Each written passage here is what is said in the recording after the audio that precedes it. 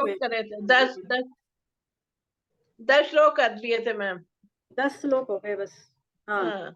तो 10 श्लोक से आगे आज हम लोग लेने वाले हैं। 16वें अध्याय को पूरा करने का प्रयास रहेगा, और उसके बाद 2 अध्याय और हैं, तो फिर आपकी परीक्षा है। तो आप सभी कृपया अभी से ही गीता का अध्ययन करना शुरू करें, अथवा कर भी रहे होंगे आप में से कोई साधक, तो अच्छी बात है, और नहीं कर रहे हैं तो करना शुरू करें, और जिससे आप परीक्षा में अच्छा कर सकें।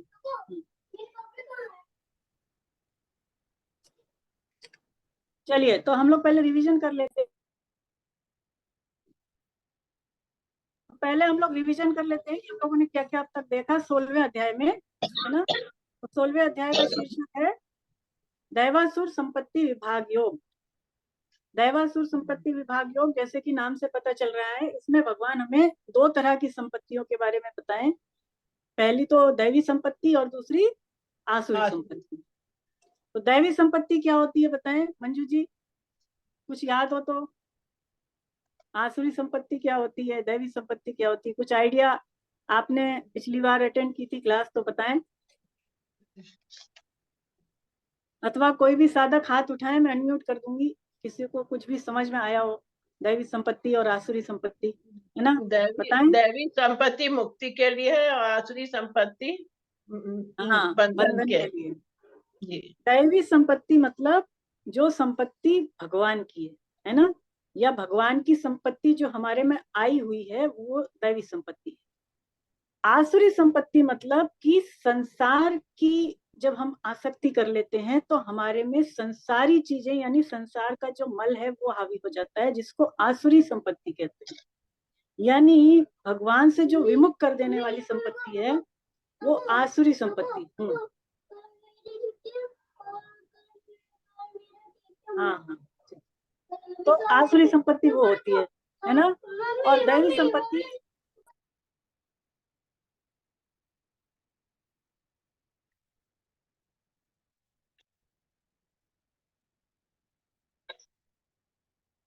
है ना। तो आसुरी संपत्ति भगवान से विमुख करने वाली है, और दैवी संपत्ति भगवान की ओर ले जाने वाली है। तो हम सभी क्या हैं, हम सभी परमात्मा के अंश हैं, हम भगवान के अंश है। भगवान ने ये बात कहाँ कही, 15वें अध्याय में कही, है ना। ममे वांशो जीव लोके जीव भूत सनातना। तो हम परमात्मा के अंश हैं। तो अब हम परमात्मा के अंश हैं, तो इस कारण से हमारे में दैवी संपत्ति रहती ही रहती है। हम पूरी तरह से दैवी संपत्ति से कभी भी, स्वामी जी कहते हैं, रहित नहीं हो सकते। आसुरी संपत्ति जो है वो आगंतुक है। आगंतुक का मतलब कि आती है और चली जाती है। दैवी संपत्ति हमारे अंदर रहती ही रहती है, भले ही वो दब जाए, वो किसी कारण से कम हो जाए, लेकिन मिटती नहीं है। वो एक ना एक दिन वो पुनः आ जाती है। स्वामी जी के इसके बारे में एक अच्छा दृष्टांत भी देते हैं, मतलब उदाहरण देते हैं, जो मैंने नहीं लिया था पिछली बार। जैसे स्वामी जी कहते हैं कि यदि कोई मनुष्य ये निर्णय कर ले कि मैं अब से सारा जीवन झूठ बोलूंगा, अब मैं झूठ ही झूठ बोलूंगा, कभी सच बोलूंगा ही नहीं, तो क्या ये संभव है बताएं? कोई मनुष्य ऐसा डिसाइड कर ले कि वो झूठ ही झूठ बोलेगा, हो सकता है क्या? नहीं है, नहीं कोई हो सकता, होगा ही नहीं। 1 घंटा बोल लेगा, थोड़ी 1 दिन बोल लेगा, लेकिन इससे ज्यादा नहीं। लेकिन अगर कोई मनुष्य ये निर्णय ले ले कि मैं सारा जीवन सत्य बोलूंगा, तो क्या वो सत्य बोल सकता है? सारा जीवन अगर वो निर्णय ले ले, बोल सकता है ना। क्यों, ऐसा क्यों है? ऐसा क्यों है बताएं? क्योंकि उसने दृढ़ निश्चय कर लिया है। सच बोलना क्या है? सच बोलना है दैवी संपत्ति, वो और अपनी झूठ तरफ से बोलना पूरी है, कोशिश हाँ, झूठ वो बोलना अपनी है तरफ से आसुरी पूरी संपत्ति। कोशिश करेगा कि उसने दृढ़ निश्चय कर लिया कि वो सत्य ही बोलेगा। हाँ, जिसने अपना निश्चय पूरी तरह से कर लिया है कि वो सत्य ही बोलेगा, वो कर सकता है। जैसे कि राजा हरिश्चंद्र थे, है ना। तो राजा हरिश्चंद्र, हाँ बेटा,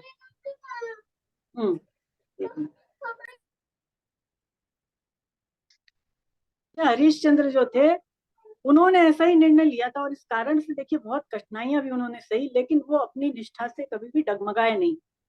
तो यही बात है कि दैवी संपत्ति यदि जो है चाहे भी, तो हम उससे रहित नहीं हो सकते, और आसुरी संपत्ति यदि पूरी तरह से धारण करना चाहे तो भी संभव नहीं है।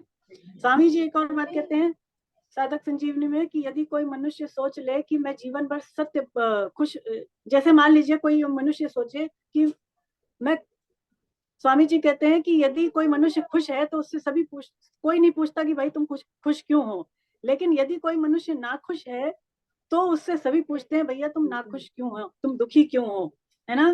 तो ऐसा क्यों? क्योंकि जो खुश रहना है, जो प्रसन्न रहना है, वो तो क्या है?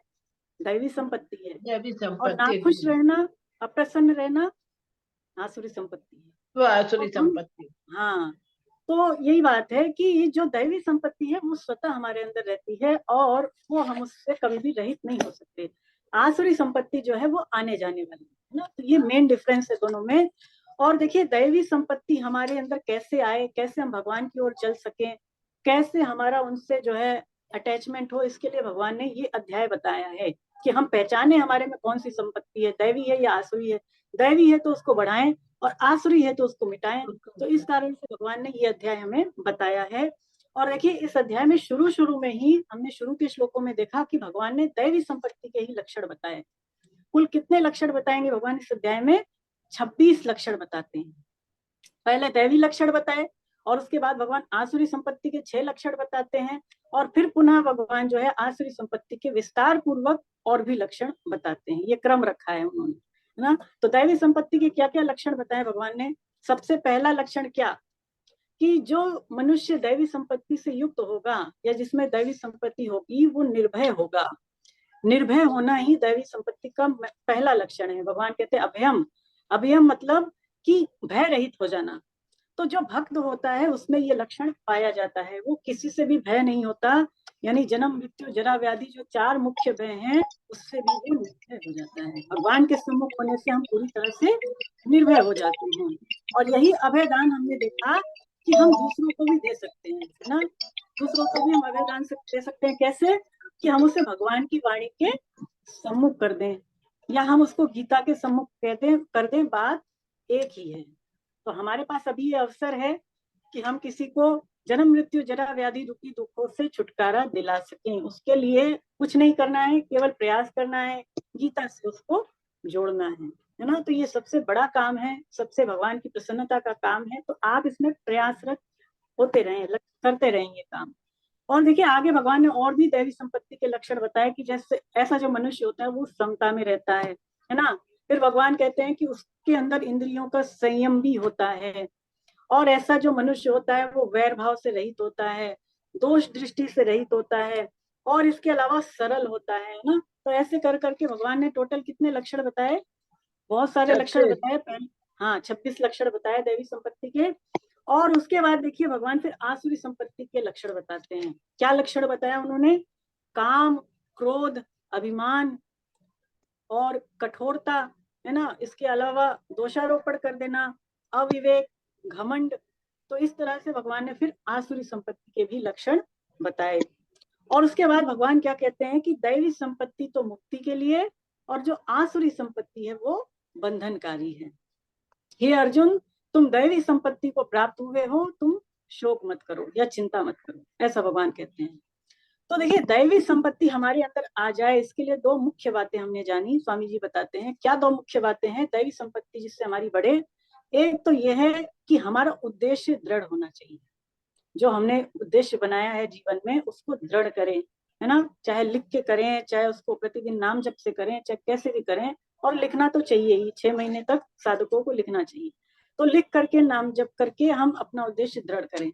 दूसरा जो तरीका है दैवी संपत्ति को बढ़ाने का वो है हमारा जो भगवान के साथ संबंध है हम उसको बनाएं। कोई भी संबंध बनाएं। जैसे स्वामी जी कहते हैं कि हे नाथ, मैं केवल आपका हूँ, केवल आप ही मेरे हैं ना। ये महामंत्र उन्होंने दिया है। तो हम इसको पहचाने और अपना संबंध भगवान के साथ दृढ़ करें। क्योंकि जब भगवान के साथ संबंध हो जाएगा तो सारी की सारी क्रियाएं भी किस दिशा में होंगी? भगवान की दिशाओं में होंगी। तो इस 2 बातें जरूरी है, एक तो संबंध बनाए और अपना उद्देश्य जो है उसको हम दृढ़ करें, है ना। और फिर भगवान देखिए बताते हैं कि आसुरी संपत्ति आने का मूल कारण क्या है, क्यों आती है हमारे अंदर आसुरी संपत्ति।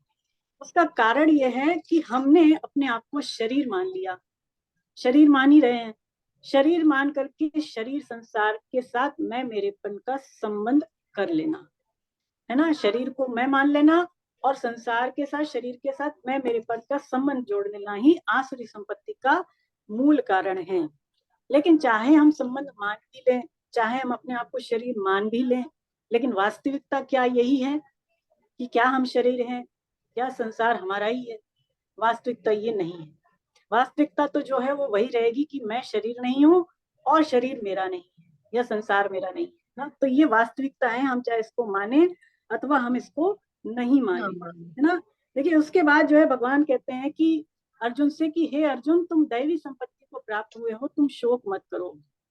तो भगवान इसलिए जब कह रहे हैं कि तुम चिंता मत करो, तो अर्जुन को केवल नहीं कह करके एक तरह से हमारे लिए भी वो कह रहे हैं कि तुम चिंता मत करो।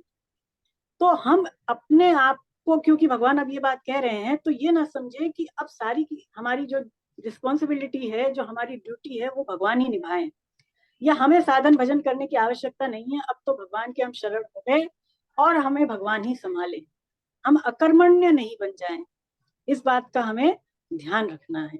कर्म तो करना ही है, लेकिन आश्रय सहारा केवल परमात्मा का ही हमें लेना चाहिए। और अर्जुन को भगवान जो कहते हैं कि तुम चिंता मत करो अर्जुन, तुम्हारे अंदर दैवी संपत्ति ही है। ये इसलिए कहते हैं भगवान अर्जुन से, देखिए, क्योंकि जिसके अंदर दैवी संपत्ति होती है उसको पता नहीं चलता कि मेरे अंदर कोई गुण भी है, मेरे अंदर कोई अच्छी क्वालिटी भी है, ऐसे उसको पता ही नहीं होता है। अगर आपको पता चल रहा है कि आप अच्छे आप में ये गुण हैं, या आपके अंदर ये अच्छी क्वालिटी है, तो इसका मतलब वो आप में नहीं है, इसका मतलब है कि आप में है ही नहीं, स्वामी जी कहते हैं।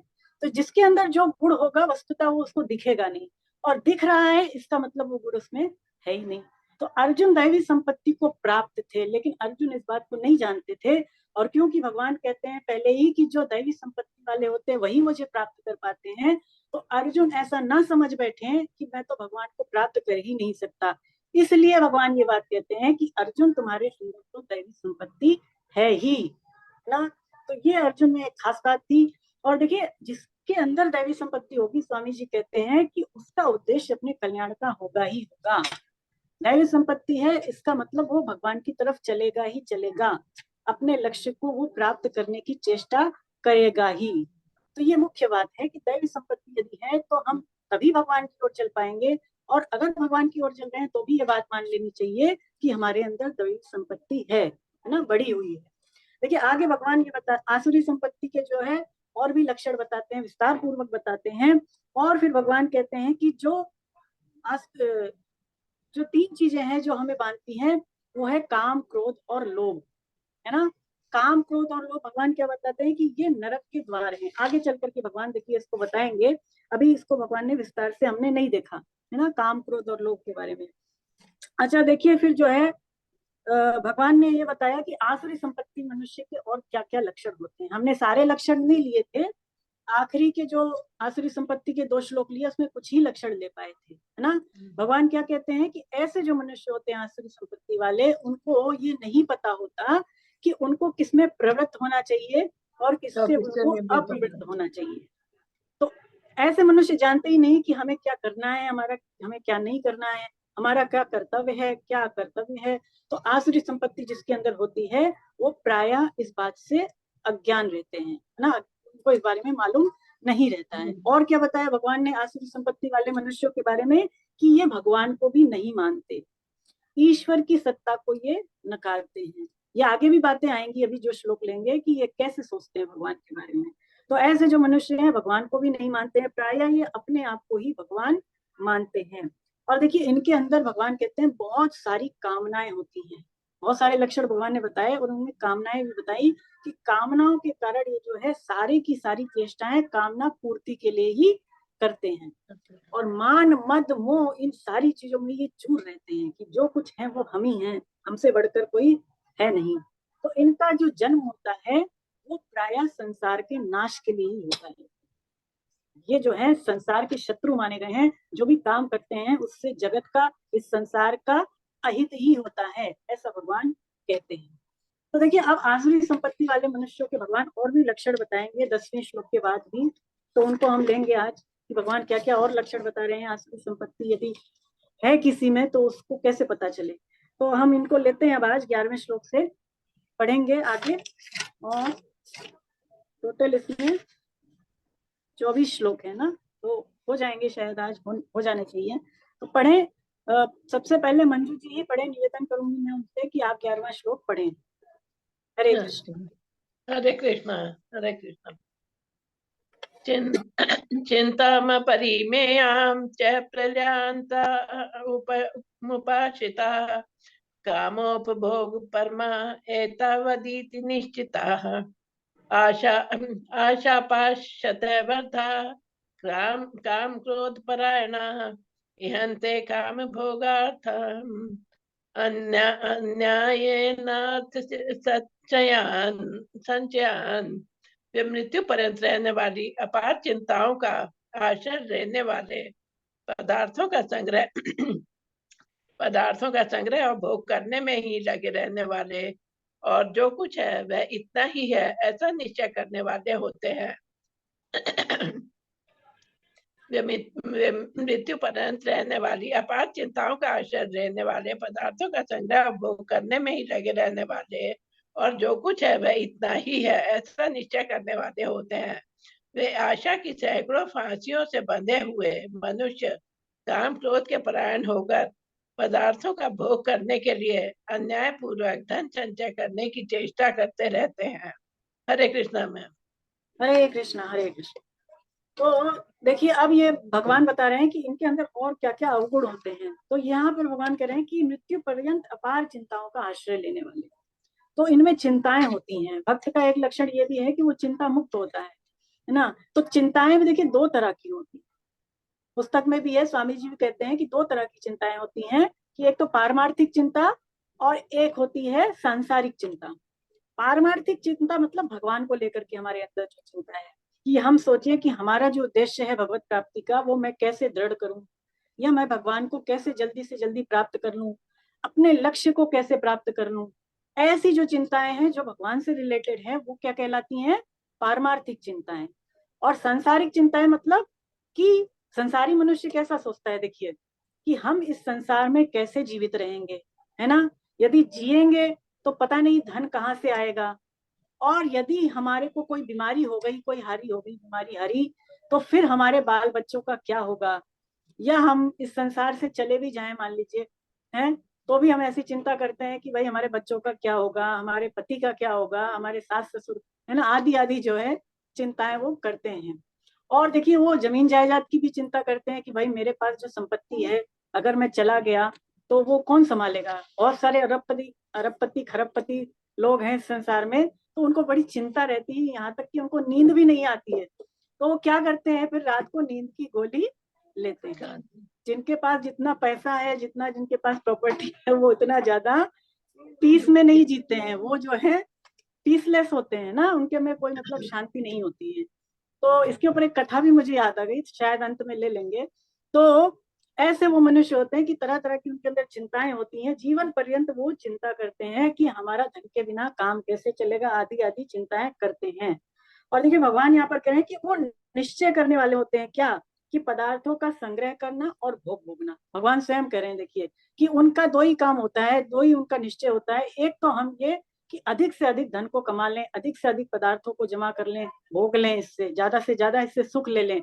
और दूसरा ये कि हमारे पास जो चीजें हैं कहीं हमसे चली ना जाए, है ना, ऐसी चिंता भी उनको होती है। तो अधिक से अधिक चीजों को संग्रह करना और उनसे सुख लेना, ये किस तरह का इनका निश्चय होता है। और हमेशा सुंदर स्त्रियों के पीछे, देखिए कामी पुरुष जो होता है वो स्त्री के पीछे, लोभी पुरुष जो होता है वो धन के पीछे, है ना। और इसके अलावा जो बहुत ज्यादा संसार में आ सकते हैं वो मान सम्मान के पीछे। ऐसा जो मनुष्य होता है आसुरी संपत्ति वाला, वो तीन चीजों के पीछे भागता ही रहता है, भागता ही रहता है। उसको ये पता नहीं होता कि जो जीवन मिला हुआ है केवल हमें हमारे कल्याण के लिए, केवल भगवत प्राप्ति के लिए मिला हुआ, इस बात से वो अनजान रहता है। और हम चाहे इस संसार में से रहें या फिर हम संसार से चले भी जाएं, तो भी ये दुनिया तो ऐसी की ऐसी ही चलती रहेगी, है ना। जैसे पुस्तक में है कि दुनिया के जो मजे हैं हरगिज भी कम ना होंगे, चर्चे यही रहेंगे, अफसोस हम ना होंगे। तो दुनिया तो ऐसी ही चलती रहेगी, चाहे हम रहें अथवा हम ना रहें। तो ऐसे फालतू की चिंताएं हम ना करें, क्योंकि सब कुछ करने कराने वाले हमने पहले ही जाना गीता में भगवान ही है। देखिए भगवान आगे कह रहे हैं कि आशा की सैकड़ों फांसियों में बंधे हुए मनुष्य, आशा की सैकड़ों फांसियां, आप ध्यान दे, भगवान कह रहे हैं सैकड़ों फांसियां। सैकड़ों का मतलब जिसको संस्कृत में शत कहा है। तो बहुत सारी इनके अंदर आशाएं होती है, एक आशा नहीं होती है, बहुत सारी आशाएं होती हैं। और ये पाश में बंधे हुए, बंधन, जैसे भगवान हिंदी में बंधन और संस्कृत में पाश, तो ये आशा की सैकड़ों फांसियों में मतलब पाश में बंधे रहते हैं। जैसे एक पालतू पशु होता है तो वो सदैव बंधन में ही रहता है, वो निकल थोड़ी सकता है, उसका मालिक चाहेगा जब ही वो निकलेगा। तो जैसे पशु सदैव बंधन में ही रहता है, ऐसे ही जो आसुरी प्रकृति के मनुष्य होते हैं ये भी सदैव बंधन में ही रहते हैं, संसार रूपी बंधन में ही ये रहते हैं। और देखिए दूसरे अध्याय के 41वें श्लोक में देखिए, हम जब थे तो भगवान ने वहां पर ये कहा था, ये बात कही थी कि जिन मनुष्यों की परमात्मा में एक निश्चय वाली बुद्धि नहीं होती, या जिन मनुष्यों का परमात्मा में दृढ़ उद्देश्य नहीं होता, उनकी बुद्धि फिर अनेक शाखाओं वाली होती है। ये बात कहाँ कही भगवान ने? दूसरे अध्याय के 41वें श्लोक में। तो ऐसे जो मनुष्य होते हैं जिनका उद्देश्य भगवान को पाने का नहीं होता, उनकी बुद्धि फिर अनेक शाखाओं वाली, यानी कि अनेक कामनाओं वाली होती है। और देखिए वो क्या कहते हैं कि सदैव इस संसार के परायण होकर के भोगों को भोगने में, अन्याय पूर्वक धन का संचय करने में ही ऐसे मनुष्य लगे रहते हैं। तो भोग भोगने के लिए, सुख लेने के लिए, चाहे धन का संचय करने के लिए हमें अन्याय ही क्यों ना करना पड़े, तो ये उससे भी पीछे नहीं हटते, है ना। कई लोग आप देखते हैं संसार में, प्रत्यक्ष प्रमाण है कि छोटे छोटे पैसे के लिए, 100-200 रुपए के लिए भी लोग किसी को मार देते हैं। आज का जमाना ऐसा है, कलयुग ऐसा है कि थोड़े थोड़े पैसे के लिए लोग हत्या कर देते हैं, है ना। तो ये सब कलयुग का प्रभाव है। तो ऐसे जो आसुरी प्रवृत्ति के लोग होते हैं वो धन का संचय करने के लिए या धन से सुख लेने के लिए इस तरह का अत्याचार करने से भी नहीं चूकते। धन के कारण 15 तरह के अनर्थ होते हैं। धन यानी कि अर्थ, अर्थ के लिए 15 तरह के अनर्थ भी होते हैं। भागवतम में बताया है, जैसे चोरी, हिंसा, झूठ बोलना, दंभ यानी दिखावा करना, काम, क्रोध, गर्व, अहंकार, भेद बुद्धि, अविश्वास, स्पर्धा, लंपटता, जुआ और शराब। आप इसको अंडरलाइन कर लें पुस्तक में, तो ये प्रश्न जो है बन सकता है या इससे रिलेटेड प्रश्न आ सकता है ना। तो इस तरह से कर्म होते हैं, मतलब धन के कारण इस तरह के अनर्थ हो जाते हैं। कोई भी जो कल्याण चाहने वाला पुरुष है या अपना उद्धार चाहने वाला पुरुष है, वो इन चीजों से दूर रहता है। जो जो यहाँ पर लक्षण बताए हैं इनसे वो दूर रहता है। श्रीमद् भागवतम में एक बात और कही है ना, 11वें स्कंद के 23वें अध्याय के 16वें से लेकर के 24वें श्लोक में क्या कहते हैं भगवान, कि जो मनुष्य संसार से आशा करता है वो तो सदैव दुखी रहता है, और संसार से जो निराशा रख लेता है, संसार से जो बिल्कुल भी आशा नहीं करता, ऐसा मनुष्य ही सुखी हो पाता है। पिंगला नाम की एक वेश्या हुई है, देखिए पिंगला की कथा आप पढ़ लेना, कहीं मिल जाएगी आपको। तो उसने भी जब पुरुष की आसक्ति छोड़ दी तभी वो जाकर के सुखी हुई। जब तक पुरुष में आसक्ति थी, पुरुष की इच्छा कर रही थी, तब तक वो दुखी ही रही, है ना। तो देखिए चिंता, हमें जो है किसी भी प्रकार की चिंता नहीं करनी चाहिए, और ज्यादा से ज्यादा जो है अधिक समय हमें भगवान की बातों में अथवा भगवान के कार्यों में लगाना चाहिए। इसको मिलाकर के टोटल यही निष्कर्ष निकलता है ना, ज्यादा परपंच में पढ़ने की जरूरत नहीं है। स्वामी जी कहते हैं कि प्रारब्ध को पहले रचा, पीछे रचा शरीर, तुलसी चिंता क्यों करे, भजले जय रघुवीर, है ना। तो चिंताएं जो है नहीं करें और अपनी सारी जिम्मेदारी भगवान की शरण हो जाएं, तो फिर भगवान संभालते हैं। लेकिन जो आसुरी प्रवृत्ति वाले मनुष्य होते हैं वो इनसे दूर रहते हैं। आगे और भी लक्षण भगवान बता रहे हैं, पढ़ें मंजू जी, पढ़े। हाँ पढ़ रहे हैं। हरे कृष्णा मैम। हरे कृष्णा। मया लब्धि में लब्धा में प्राप्य से मनोरथम इदम मस्तीदमपि में भविष्यति पुनर्धनम असो मया हत शत्रु निश्चय शत्रु हर निश्चय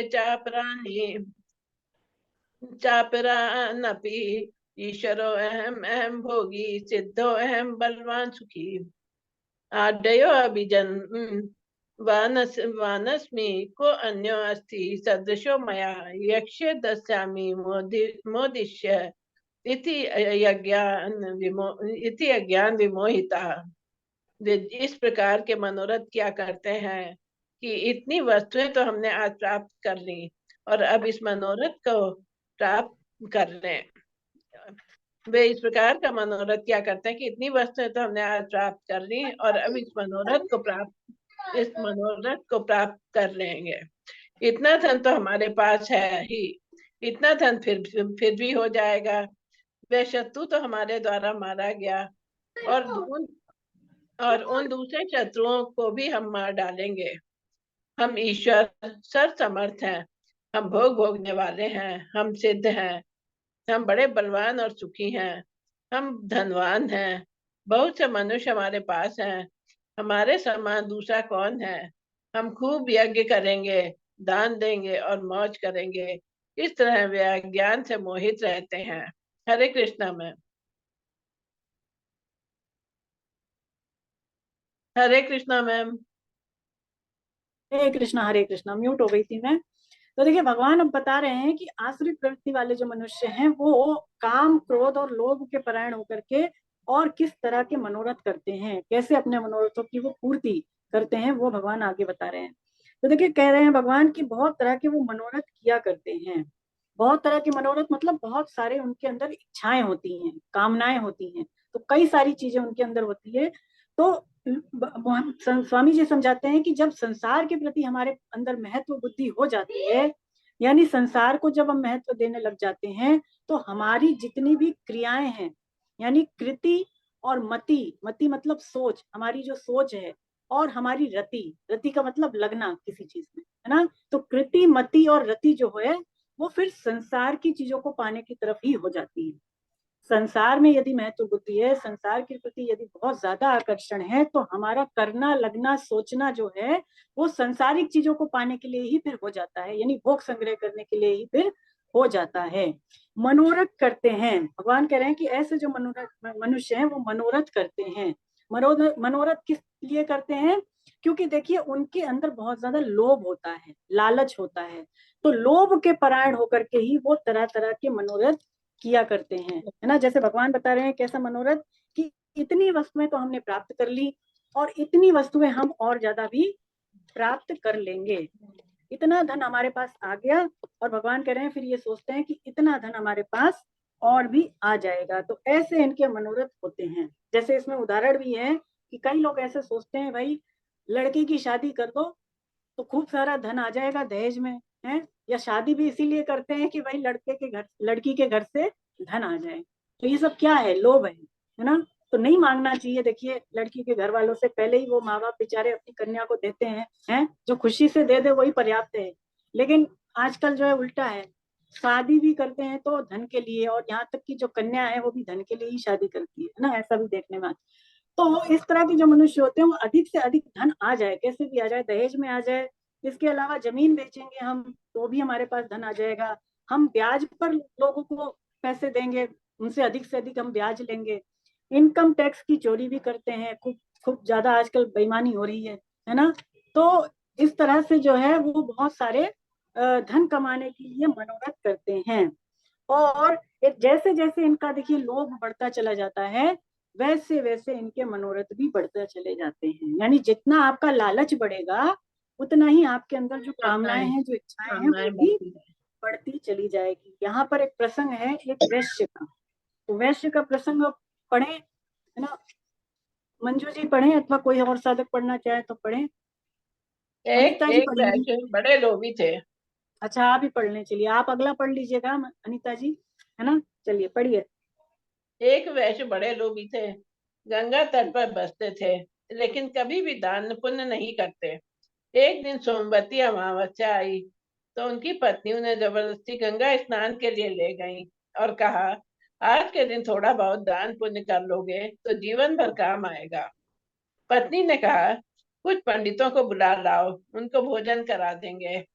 ये किसी कमजोर या कम उम्र के पंडित को खोजते हुए पास के गांव में पहुंचे। एक पंडित जी के घर 6 लड़के और एक छोटी लड़की थी। उनमें सबसे छोटा पुत्र जिसका नाम छऊ था, तो वैश्य ने न्योता दे दिया। लेकिन वे तो सभी भाई जीवने पहुंच गए। वैश्य की पत्नी ने बड़े प्रेम से उनको भोजन कराया। वैश्य जल भून रहे थे। अंत में उन्होंने कहा कि छऊ को बुलाया और तुम छऊ आ गए, क्या लज्जा नहीं आई? बच्चे बड़े भोले थे, उन्होंने हाथ जोड़कर कहा, अरे अरे महाराज, आप बढ़िया याद दिलाया। हमारी बहन नहीं आ पाई, उसका तो हमको भरोसा ही दे दो। दरअसल उनकी बहन का नाम लज्जा था। हरे कृष्णा, हरे कृष्णा। तो हरे समझ में आई कृष्णा। आप सबको ये कहानी, है ना? हाँ, कैसे वो वैश्य जो थे वो जब गए कहा मूत्र तुमने। लेने, और जो सबसे छोटा कमजोर बालक था उसी को ले आए। और उसके बाद जो है उसके साथ जब छह भाई आ गए, क्योंकि उसका नाम छऊ था, तो छह भाई जब आ गए तो उन्होंने जो है पहले तो बड़ा मुंह सिकोड़ा, और भोजन कराए बनाने जब बैठे तो बोले कि भाई तुम्हें लज्जा नहीं आई कि तुम्हें एक को बुलाया और तुम छह आ गए? तो वो तो बड़े भोले थे, तो उन्होंने क्या कहा कि भाई आपने छह को बुलाया था लेकिन हमारी बहन नहीं आ पाई, है ना? छह में उसका वो बहन भी शामिल थी, और उसका नाम क्या था? उसका लज्जा। तो लज्जा। उन्होंने सोची हमारी बहन लज्जा के बारे में ही पूछ रहे हैं, तो ऐसे वो पंडित जी थे। तो देखिए ऐसा मतलब क्या निष्कर्ष निकला इस कहानी से? इससे यही निष्कर्ष निकलता है कि जो भी व्यक्ति होता है वो ये सोचता है कि कैसे तैसे हमारे जो पैसे हैं वो बच जाएं, कम से कम हमें खर्च करना पड़े, है ना? कंजूस जिसको बोलते हैं सरल भाषा में, तो कंजूस व्यक्ति ऐसा ही होता है कि वो चाहता है कि एक दमड़ी भी ना देनी पड़े, और जब तक जीवित रहता है वो एक एक दमड़ी के लिए मरता रहता है ना? ऐसे भी व्यक्ति होते हैं। अब देखिए भगवान आगे क्या कह रहे हैं कि वह शत्रु तो हमारे द्वारा मारा गया, और शत्रुओं को भी हम मार देंगे। तो ऐसे जो मनुष्य होते हैं वो इस तरह की सोच रखते हैं कि जिसने हमसे दुश्मनी करी, जिसने हमसे वैर मोल लिया, हमने उसको तो मार ही दिया, और जो हमसे आगे भी वैर रखेगा या हमारे से दुश्मनी मोल लेगा तो हम उसको भी मार डालेंगे। और अनाचार पूर्वक, हिंसा पूर्वक ये भोग भोगने में ही लगे रहते हैं। ऐसे जो मनुष्य हैं वो हिंसा करने तक, स्वामी जी तो यहाँ तक कहते हैं कि वो हत्या करने से भी नहीं चूकते। तो ऐसी इनकी जो है मति होती है। ये कहते हैं कि भगवान कह रहे हैं कि ये जो है ऐसा मानते हैं कि हम सिद्ध हैं, हम बड़े बलवान हैं, हम बड़े सुखी हैं। तो देखिए ऐसे जो मनुष्य हैं वो अपने आप को ही सिद्ध मानते हैं, यानी प्राय हम ही हैं जो कुछ है, हमारे जैसा कोई कुछ है ही नहीं, हम जो कह दें वही बात सच है? ऐसे ये सोचते हैं कि देखो मैंने तो पहले ही कह दिया था कि ऐसा ही होगा। मान लीजिए ये कोई बात कह दें और वो बात सच हो जाए, तो ये क्या कहेंगे कि भाई मैंने तो पहले ही कहा था ऐसे होने वाला है, और ऐसे ही हो भी गया है। तो इनको और घमंड हो जाएगा, और ये कहेंगे भगवान भगवान कुछ नहीं होते, भगवान को मत मानो, केवल मुझे ही मानो। आपने पाखंडियों के बारे में सुना भी होगा, है ना? ऐसे बहुत सारे पाखंडी पंडित होते हैं जो प्राय अपनी सेवा अपनी पूजा में ही लगे रहते हैं, तो ये भगवान की अस्तित्व को भी नकारते हैं। चाणक्य जो है वो ऐसे लोगों के बारे में क्या कहते हैं, दुष्ट व्यक्तियों के बारे में, कि जो सर्प होता है उसके तो दांतों में विष होता है, सांप के विष कहाँ होता है? दंत में। और जो हाँ, मक्खी होती है, मक्खी का जो विष होता है वो उसके मस्तक पर होता है, ऊपर। और इसके अलावा जो बिच्छू है, बिच्छू का विष कहाँ होता है? उसकी पूंछ में, पीछे पूंछ में। लेकिन जो दुष्ट व्यक्ति है, जो ऐसा व्यक्ति है, तो उसके तो सारे के सारे अंग में विष ही विष है, उसके तो पूरे अंग में विष है, वो तो उनसे भी गया बीता है, ऐसा चाणक्य कहते हैं। आगे भगवान कह रहे हैं कि हम ऐसा मनुष्य कहते हैं कि हम धनवान हैं, हम बहुत से मनुष्य हमारे पास हैं, हमारे समान दूसरा कौन है? तो देखिए आगे कहते हैं कि बहुत सारा हम यज्ञ देंगे, दान देंगे, मौज करेंगे, और अज्ञान से वो मोहित रहते हैं। तो देखिए ये अभिमान में चूर रहते हैं, ऐसा सोचते हैं कि हमारे जितना धन है, जितना हमारे पास धन है उतना धन तो और किसी के पास हो ही नहीं सकता, अर्थात हम ही सबसे ज्यादा धनी हैं, और धन का इनको घमंड होता है। और ये भी कहते हैं कि हमारे पास बहुत सारे मनुष्य हैं, मनुष्य मतलब कि हमारा बड़े बड़े लोगों से संपर्क है, जैसे कि नेताओं से, अधिकारियों से, मंत्रियों से हमारा संपर्क है, और हम इनसे चाहे जो काम करवा सकते हैं। आप बताओ कि हमारे जैसा कौन है, हमारी बराबरी कौन कर सकता है? तो ऐसी इनकी सोच होती है। देखिए ये जो यज्ञ करते हैं या जो भी शुभ काम करते हैं अहंकार से करते हैं, या फिर ऐसा कह लें कि अहंकार को पोषित करने के लिए, अहंकार को बहुत दृढ़ करने के लिए ये इस तरह के शुभ कर्म भी करते हैं। यज्ञ दान तप जैसे कर्म जो हैं वो भी इसलिए करते हैं कि जैसे इनका जो दिखावा है वो और ज्यादा बढ़े, है ना? दंभ पूर्वक करते हैं, अविधि पूर्वक करते हैं, और इस यज्ञ केवल नाम मात्र के लिए, यानी कि वास्तव में इनका यज्ञ से कोई लेना देना है नहीं, भीतर कोई श्रद्धा निष्ठा है नहीं, लेकिन ऐसा दिखाने के लिए कि हमारे बराबर यज्ञ तो कोई कर ही नहीं सकता, या हमारे बराबर दान तो कोई कर ही नहीं सकता, इसलिए ये नाम मात्र का यज्ञ दान तप यजन करते हैं, है ना। झूठ ही लेना झूठ ही देना, झूठ ही भोजन झूठ चबेना। तो ऐसी जो है मानस में पंक्तियां हैं। अज्ञानी होते हैं और अज्ञान से मूढ़ता आती है, हमने गीता में जाना अज्ञान से मूढ़ता आती है, और जब अज्ञान हो जाता है, जब मूढ़ता आ जाती है, तो ऐसा जो व्यक्ति है वो भगवान की सत्ता को भी नकार देता है कि भगवान नहीं है, नास्तिक हो जाता है, और फिर ऐसा मनुष्य भगवान में भी दोषारोपण कर देता है। यानी भगवान जो कि किसी में भी गुण दोष नहीं देखते, समता में स्थित रहते हैं, ऐसे वो समभाव से स्थित भगवान के लिए भी दोषारोपण कर देता है कि भगवान तो किसी के साथ मित्रता का और भगवान तो किसी के साथ शत्रुता का बर्ताव करते हैं, ऐसी उसकी जो है सोच हो जाती है। यहाँ पर एक प्रसंग और है प्रयाग यूनिवर्सिटी का, है ना, तो पढ़ें। अनीता जी पढ़ें अब, है ना। मंजू जी आप रुक जाएं, अनीता जी ये प्रसंग पढ़ें। हरे कृष्णा। हरे कृष्णा। पढ़िए।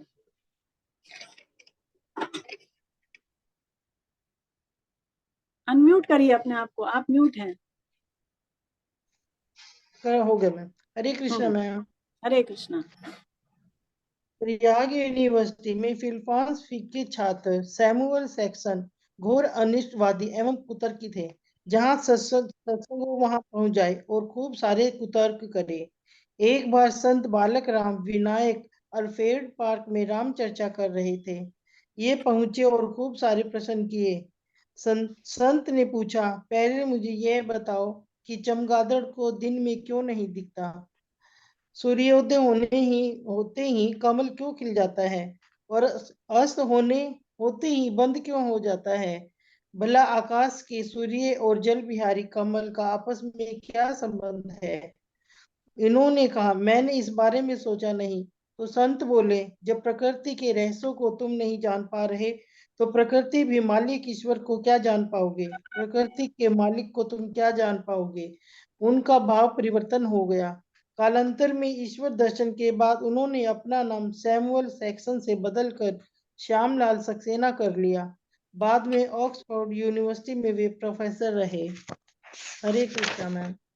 हरे कृष्णा। हरे कृष्णा। तो कहानी समझ में आई आप लोगों को? प्रसंग कि देखिए, पहले तो उन्होंने ईश्वर की सत्ता को नकारा, है ना, और देखिए बाद में उन्होंने फिर इस बात को मान लिया कि वास्तव में ईश्वर तो है, क्योंकि जब प्रकृति में ही इतने विलक्षण चीजें हो रही हैं, तो उससे जो अतीत ईश्वर है वो तो कितने ज्यादा विलक्षण होंगे।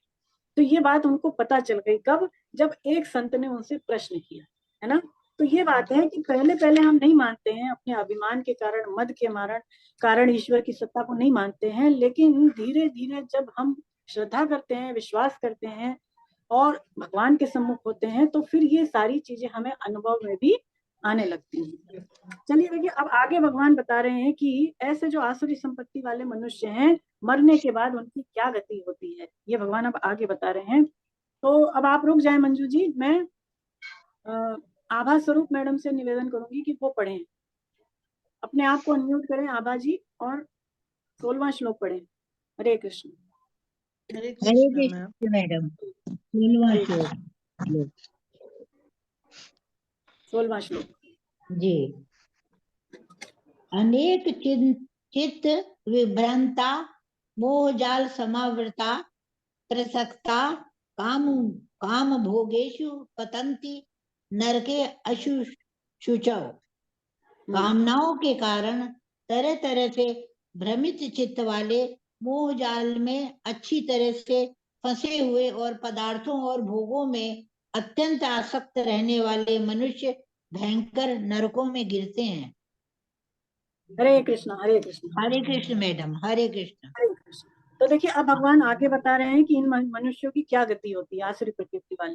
भगवान कह रहे हैं कामनाओं के कारण तरह तरह से भ्रमित चित्त वाले, है ना। तो कामनाएं बहुत अधिक होती हैं इनकी, और संसारिक की रहेगी, उसकी परमात्मा में दृढ़ बुद्धि या दृढ़ निश्चय नहीं होगा। संसार के प्रति महत्व बुद्धि होने से परमात्मा की तरफ चलने का निश्चय ही नहीं हो पाता, परमात्मा की तरफ चलना तो दूर की बात है। तो ऐसे जो मनुष्य हैं जिनकी संसार में बहुत ज्यादा आसक्ति है, महत्व बुद्धि है, परमात्मा की ओर उनका दृढ़ निश्चय ही नहीं हो पाता और तरह तरह की कामनाओं के कारण ये फंसे रहते हैं। जो भगवान कह रहे हैं कि मोह जाल में फंसना, वो मोह जाल किसका? विषय और कामनाओं रूपी मोह जाल है ना। तो विषय और कामना रूपी जो मोह जाल है, जो बंधन है, ये इसमें ही पड़े रहते हैं। कौवा, एक जो कौवा होता है, देखिए वो क्षुद्र माना गया है। कौवा की जाति क्या है? शूद्र। तो कौवा जो होता है वो अपवित्र चीज भी खा लेता है, जैसे नॉनवेज है तो कौवा उसको खा लेता है। तो कौवा क्या करता है कि जब अपना अपवित्र भोजन या अशुद्ध पदार्थ लेकर के चोंच में जाता है, उड़ता है, तो उसको ऐसा भय होता है कि मेरे से ये जो मेरा पदार्थ है वो कोई छीन न ले। वो पदार्थ अपने आप में अपवित्र है, तो कोई भी भला व्यक्ति या कोई भी जो अच्छा पक्षी होगा वो तो उसको छीनेगा ही नहीं, लेकिन उसको भय होता है कि ये मेरा जो पदार्थ है, खाने की चीज है मेरी, कोई छीन ना ले। तो इसी तरह से जो आसुरी प्रवृत्ति वाले मनुष्य होते हैं, जो काम क्रोध और लोभ के परायण होते हैं, वो मनुष्य भी ऐसे सोचते हैं कि हमारे पास जो भी चीजें हैं, मान लीजिए जमीन जायदाद जो भी है, धन है, सोना है, जो भी हमारे पास कीमती चीजें हैं, वो ये सोचते हैं कि हमारे रिश्तेदार ही कहीं ये चीजें हमसे ना छीन ले। दूसरा तो छोड़िए, अपने जो रिश्तेदार हैं, परिजन हैं, उनसे ही उनको भय होता है कि हमारे अपने रिलेटिव्स ही हमसे वो चीजें हमारी छीन ना ले, कहीं हमारे घर में चोरी ना हो जाए, डकैती ना पड़ जाए, इनकम टैक्स की रेड भी ना पड़ जाए। तो ऐसे जो 2 नंबर का माल रखते हैं, देखिए 2 नंबर की कमाई करते हैं, उनको ये भय होता है कि कहीं इनकम टैक्स वाले हमारे घर पर छापा ना मार दें, हैं। तो ऐसे भय के अंदर ही वो जीते हैं। और देखिए ये पहले से ही अभाव रूपी अग्नि में जलते रहते हैं। भगवान यहाँ पर कह रहे हैं कि ये भयंकर नरकों में गिरते हैं। तो स्वामी जी समझाते हैं कि एक तो ये पहले से ही जीवित अवस्था में भी नरक में ही है। जीवित अवस्था में नरक में है कैसे? कि ये अभाव रूपी अग्नि में जलते हैं। जो चीजें इनके पास नहीं है उसको पाने के लिए ये सदैव दुखी रहते हैं, चिंतित रहते हैं। तो ये अभाव रूपी अग्नि में जलना हुआ और ये नरक के समान ही हुआ। तो जीवित अवस्था में तो नरक में है ही, और परिणाम में यानी मृत्यु के बाद भी ये नरक में ही गिरते हैं, है ना। चाहे वो कोई से नरकों में जाए, स्थान विशेष अथवा योनि विशेष, तो वो मरने के बाद भी नरकों में ही जाते हैं। लेकिन देखिए वो चाहे तो इस मोह जाल से निकल सकते हैं, क्योंकि मनुष्य शरीर मिला ही इसलिए है कि मुक्त हो जाए। तो चाहना होनी चाहिए, अगर चाहे तो इस मोह जाल से, काम और जो विषय रूपी मोह जाल है, वो चाहे तो निकल सकते हैं दलदल से। जैसे एक, लेकिन वो निकलते नहीं है। कैसे? जैसे एक भौरा होता है, भौरा को आपने देखा होगा कि वो फूलों पर जो रस होता है उसको सूंघता है, बहुत उसको अच्छा लगता है। तो भौरा क्या करता है कि कमल के फूल पर बैठता है, तो कमल का जो स्वादन है सुख लेता है उससे। और कमल का फूल जो है देखिए सुबह तो खिलता है और शाम होते होते वो बंद हो जाता है, अपने आप ही उसकी पंखुड़ियां छुप जाती है। लेकिन वो भंवरा उस कमल के फूल से सुख लेने में इतना ज्यादा आसक्त होता है कि वो बंद हो जाता है, उसकी में मृत्यु हो जाती है सुखासक्ति के कारण, है ना। तो ऐसे जो ये मनुष्य हैं, ये कामना पूर्ति में बचे बचे रहते हैं। इनको पता ही नहीं चलता कि कब इनकी मृत्यु जो है वो नजदीक हो गई। तो उस भंवरे की तरह ना बने कि केवल सुखासक्ति में ही लगे रहें, पता ही ना चले कब पंखुड़ियां जो है बंद हो गई हैं। तो उस तरह से हम ना बने और संसार से जो है बाहर, यानी संसार की भोगों से जो है आसक्ति को दूर करके भगवान में लगाएं। ये इसका स्वामी जी बताते हैं कि नरकों में जाने का जो मेन कारण है वो क्या है। साधक संजीवनी में बताते हैं स्वामी जी कि वो कोई भी क्रिया नहीं है। नरकों में जाने का कारण ना तो क्रिया है और ना ही कोई पदार्थ है, क्योंकि ये सारी चीजें तो जड़ है। नरकों में जाने का जो मेन कारण है वो केवल हमारे भाव है। जैसे हमारे भाव होंगे वैसे ही हमारे द्वारा क्रियाएं होंगी, और जैसी हमारी क्रियाएं होंगी वैसे ही हमारा वो जो भाव है वो और भी ज्यादा दृढ़ हो जाएगा, है ना। तो हमारे भाव के ऊपर हम ध्यान दें, यानी स्वभाव को सुधारने का अवसर केवल मनुष्य शरीर में है। तो हर एक को जीवित अवस्था में ही अपना स्वभाव को सुधार लेना चाहिए। चलिए आगे बढ़े, 17वां श्लोक पढ़ें और 18वां। आभा जी। हेलो, हाँ जी, हरे कृष्णा जी। हरे कृष्णा। हाँ जी। आत्म संभाविता स्तब्धा धन माद मदान्विता यजन्ते नाम यज्ञस्तते दंभेन विधि पूर्वकम अहंकार बलम दर्पम कामम क्रोधे च संश्रिता मामात्म पर देहेषु प्रदिश्य अंतो अभय सूय का। 17-18 पढ़ दिया मैंने तो गलती से।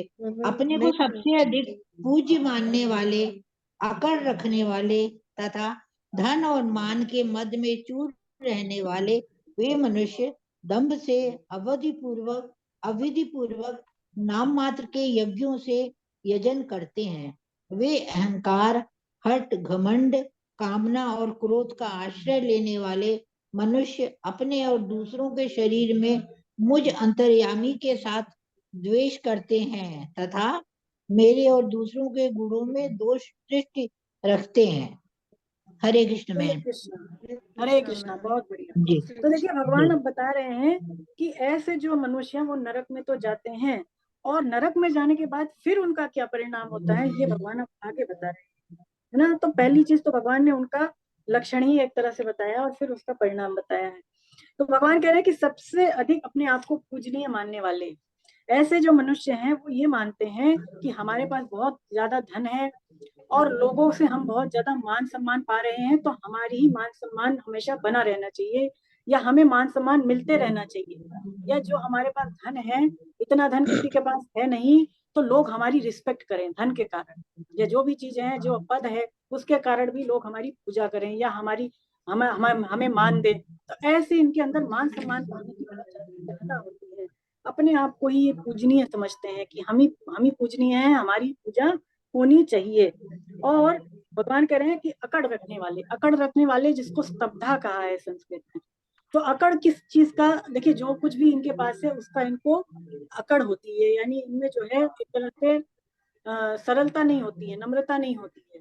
तो ऐसे जो व्यक्ति हैं किसी के सामने भी नम्र नहीं होते, किसी के सामने भी, यानी चाहे वो गुरु हो, माता पिता हो, कोई भी परिवार का मेंबर हो, है ना, समाज हो, किसी के सामने नम्र नहीं होते। और यदि किसी कारणवश यानी अपने स्वार्थ के लिए इनको किसी के सामने झुकना भी पड़ जाए तो ये अभिमान से ही झुकते हैं, यानी कि बहुत ज्यादा मन से नहीं झुकेंगे, ये अभिमान से ऊपर ऊपर से ही दूसरों के सामने झुकेंगे।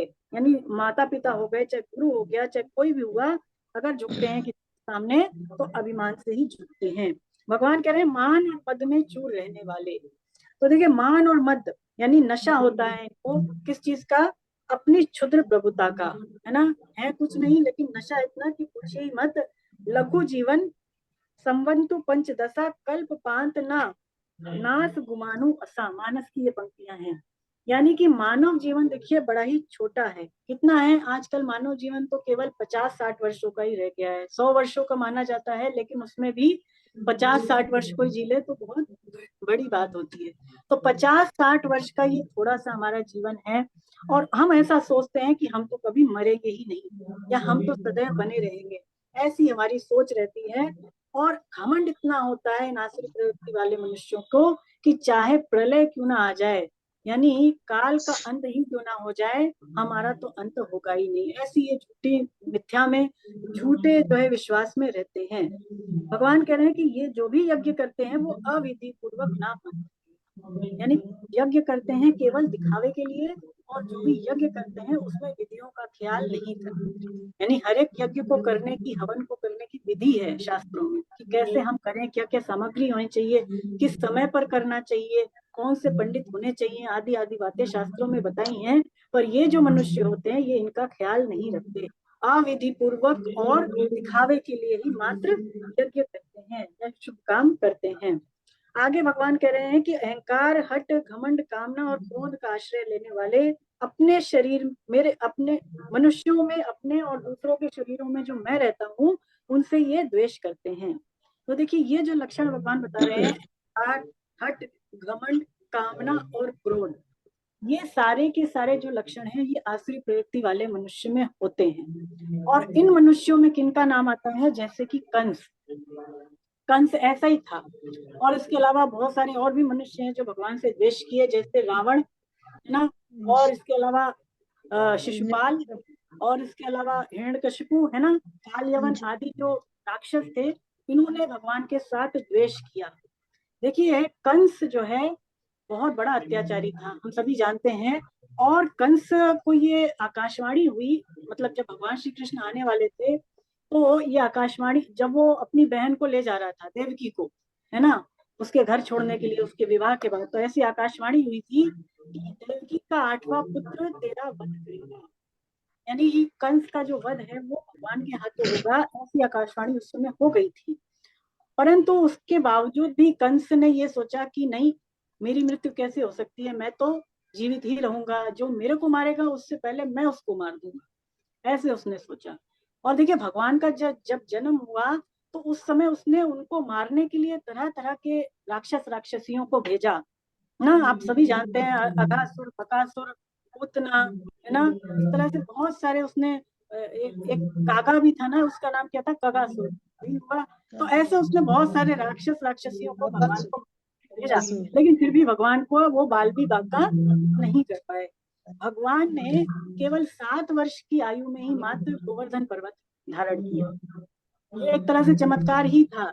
लेकिन इतनी बड़ी लीला को देख करके भी, इतनी विलक्षण लीला को देख करके भी, इतने भगवान के प्रभाव को देख करके भी कंस को जरा भी चेत नहीं हुआ। और उसकी जो मूर्छा थी, है ना, घमंड था जो उसका, वो तब भी नष्ट नहीं हुआ।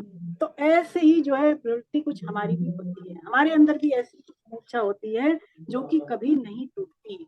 हम देखते हैं संसार में तरह तरह की चीजें भगवान ने बना दी, तरह तरह की कला कौशल को देखते हुए भी उस परम सृष्टा के अस्तित्व को हम नकारते रहते हैं।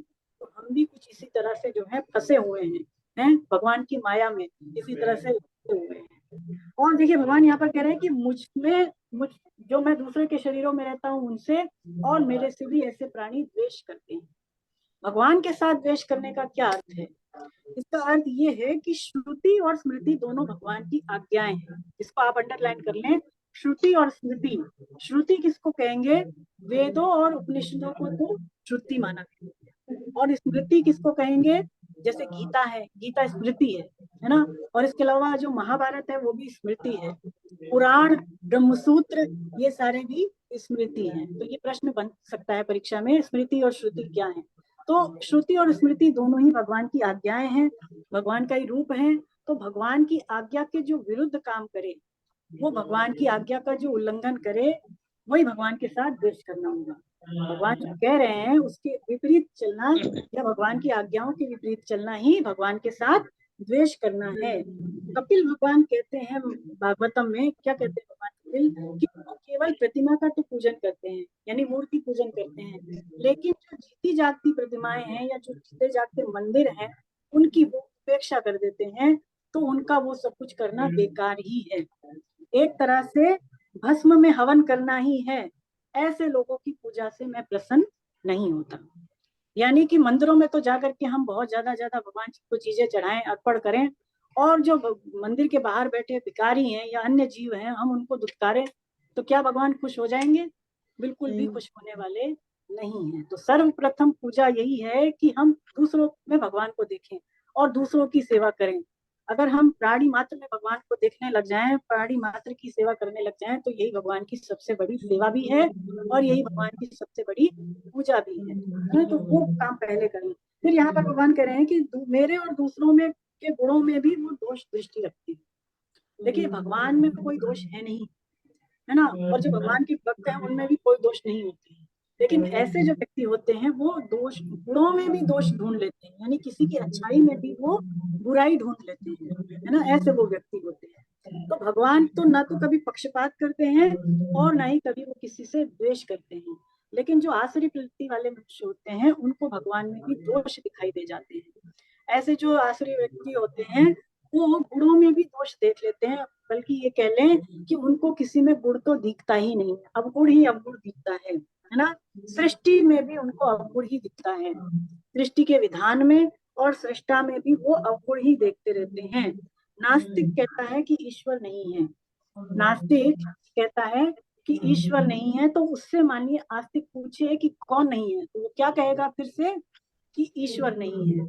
ईश्वर नहीं है उसका कहना ही ईश्वर की सत्ता को सिद्ध करता है। यानी ईश्वर को नकारना भी ईश्वर की सत्ता को सिद्ध करना ही है, क्योंकि हम नकारते उसी को हैं जिसका हमने थोड़ा बहुत अनुभव किया हो। यदि हमने किसी चीज का बिल्कुल भी अनुभव ही नहीं किया तो हम उसको नकार भी नहीं सकते। पुस्तक में है कि आकाश कुसुम की सत्ता को भी क्या नकारा जा सकता है? अर्जुन के अंदर भगवान के प्रति दोष दृष्टि नहीं थी। हमने गीता में यही जाना कि अर्जुन ने जितने भी प्रश्न गीता में भगवान से किए वो केवल जिज्ञासा के कारण किए, इसलिए नहीं किए कि वो भगवान को भगवान नहीं मान रहे थे या भगवान को परख रहे थे, इसलिए उन्होंने प्रश्न नहीं किए, केवल जिज्ञासा के कारण, उत्सुकता के कारण उन्होंने किए। तो अर्जुन के अंदर भगवान के प्रति दोष दृष्टि भी नहीं थी। तो जिसके अंदर ऐसी दोष दृष्टि चीजें नहीं होती हैं या जिसके अंदर अनसूया वृत्ति होती है, उसी के लिए भगवान अपनी जो गोपनीय बात है वो प्रकट करते हैं, और इसीलिए अर्जुन के लिए भगवान ने गीता को प्रकट किया, है ना। तो इसका मतलब जिसमें किसी के प्रति दोषारोपण की भावना नहीं होगी या जो किसी में दोष नहीं देखेगा, उसी से भगवान प्रसन्न होते हैं और उसी को अपने हृदय की बात या कह ले गीता भी उसी को भगवान सुनाते हैं। तो हम भी माने कि हमारे ऊपर भी कृपा बरस रही है। मैं आगे बढ़े। अब 20वां श्लोक देखिए। अब आभा जी आप रुक जाएं और राधा देवी मैडम को मैं निवेदन करूंगी कि वो पढ़ें। राधा देवी मैम। हरे कृष्णा मैम। हरे कृष्णा। उन द्वेष करने वाले पापाचारी स्वभाव वाले संसार के महान नीच नराधमों मनुष्य को मैं बार-बार आसुरी योनियों में गिराता पढ़ो। नहीं बस यही 20वां। आपने 19वां और 20वां पढ़ा ना आवाज? नहीं 19वां पढ़ा, अभी 20वां नहीं पढ़ा।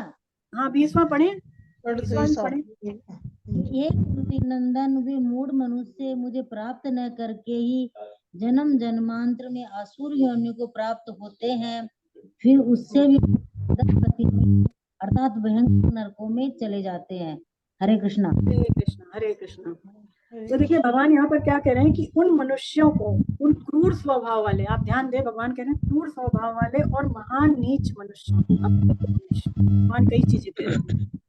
तो महान नीच, क्रूर तो हम समझते ही हैं, महान नीच जिसको भगवान ने संस्कृत में नराधम का जो अर्थ है वो यही है ना। तो ऐसे जो मनुष्य भगवान उनको नराधम कह देते हैं। नराधम क्यों कह देते हैं कि देखिए नराधम इसलिए है कि ये जो मनुष्य हैं ये पशु पक्षियों से भी गए बीते हैं, है ना। ऐसे जो मनुष्य होते हैं जो दूसरों से वैर रखें बिना किसी कारण के, कोई रीजन नहीं है, लेकिन दूसरों से वो जलते हैं या दूसरों से द्वेष करते हैं और बिना किसी कारण के जो दूसरों का अनिष्ट करने की सोचे, दूसरे का बुरा करने की सोचे, कोई रीजन भी नहीं है, कोई कारण भी नहीं है, ऐसे मनुष्यों को ही नराधम कहते हैं। और ऐसे जो नराधम मनुष्य होते हैं वो पशु पक्षियों से भी गए बीते हैं। क्यों? क्योंकि जो आसुरी योनि में प्राप्त पशु पक्षी हैं, बाकी जीव हैं, वो तो अपने अपने कर्मों का फल भोग करके और शुद्धता की ओर जा रहे हैं, ऊंचाई की ओर जा रहे हैं। लेकिन ये जो नराधम मनुष्य होते हैं वो नए नए पापों को करके, अन्याय करके, क्रूरता पूर्वक कर्म करके और ये नरकों की तरफ जा रहे हैं, है ना। तो इसलिए ये उनसे भी गए बीते हैं। देखिए आसुरी योनि वाले मनुष्य कौन? आसुरी योनि मतलब किसको कहेंगे? आसुरी योनियों का मतलब है कि मनुष्य के अलावा जो पशु पक्षी हैं, है ना, पशु पक्षी के अलावा जो कुत्ता है, सांप है, पशुओं में कुत्ता है ना, और इसके अलावा जो सांप है, बिच्छू है, ये सारे जो जीव हैं इस योनि में ये आसुरी योनि मानी गई, है ना। पशु पक्षी हुए और इसके अलावा वृक्ष लताएं हैं, ये सब जो इन योनियों में है इनको आसुरी योनि माना जाएगा। आसुरी योनि में जब हम जाते हैं, मनुष्य योनि से आसुरी योनि में जब हम जाते हैं और आसुरी योनियों में जाकर के यदि हमारे पाप नहीं कटते, मान लीजिए हमने पाप किया और हम आसुरी योनि में चले गए, है ना, और वहां जाकर के यदि हमारे पाप नहीं कटे तो बचे हुए पापों को भोगने के लिए फिर भगवान हमें आसुरी योनियों से भी अधिक भयंकर नरकों में या फिर अधोगति में भेज देते हैं। बाकी बचे हुए पापों को भोगने के लिए भगवान फिर हमें उससे भी भयंकर आसुरी अधोगति में या फिर भयंकर नरकों में भगवान हमें भेज देते हैं।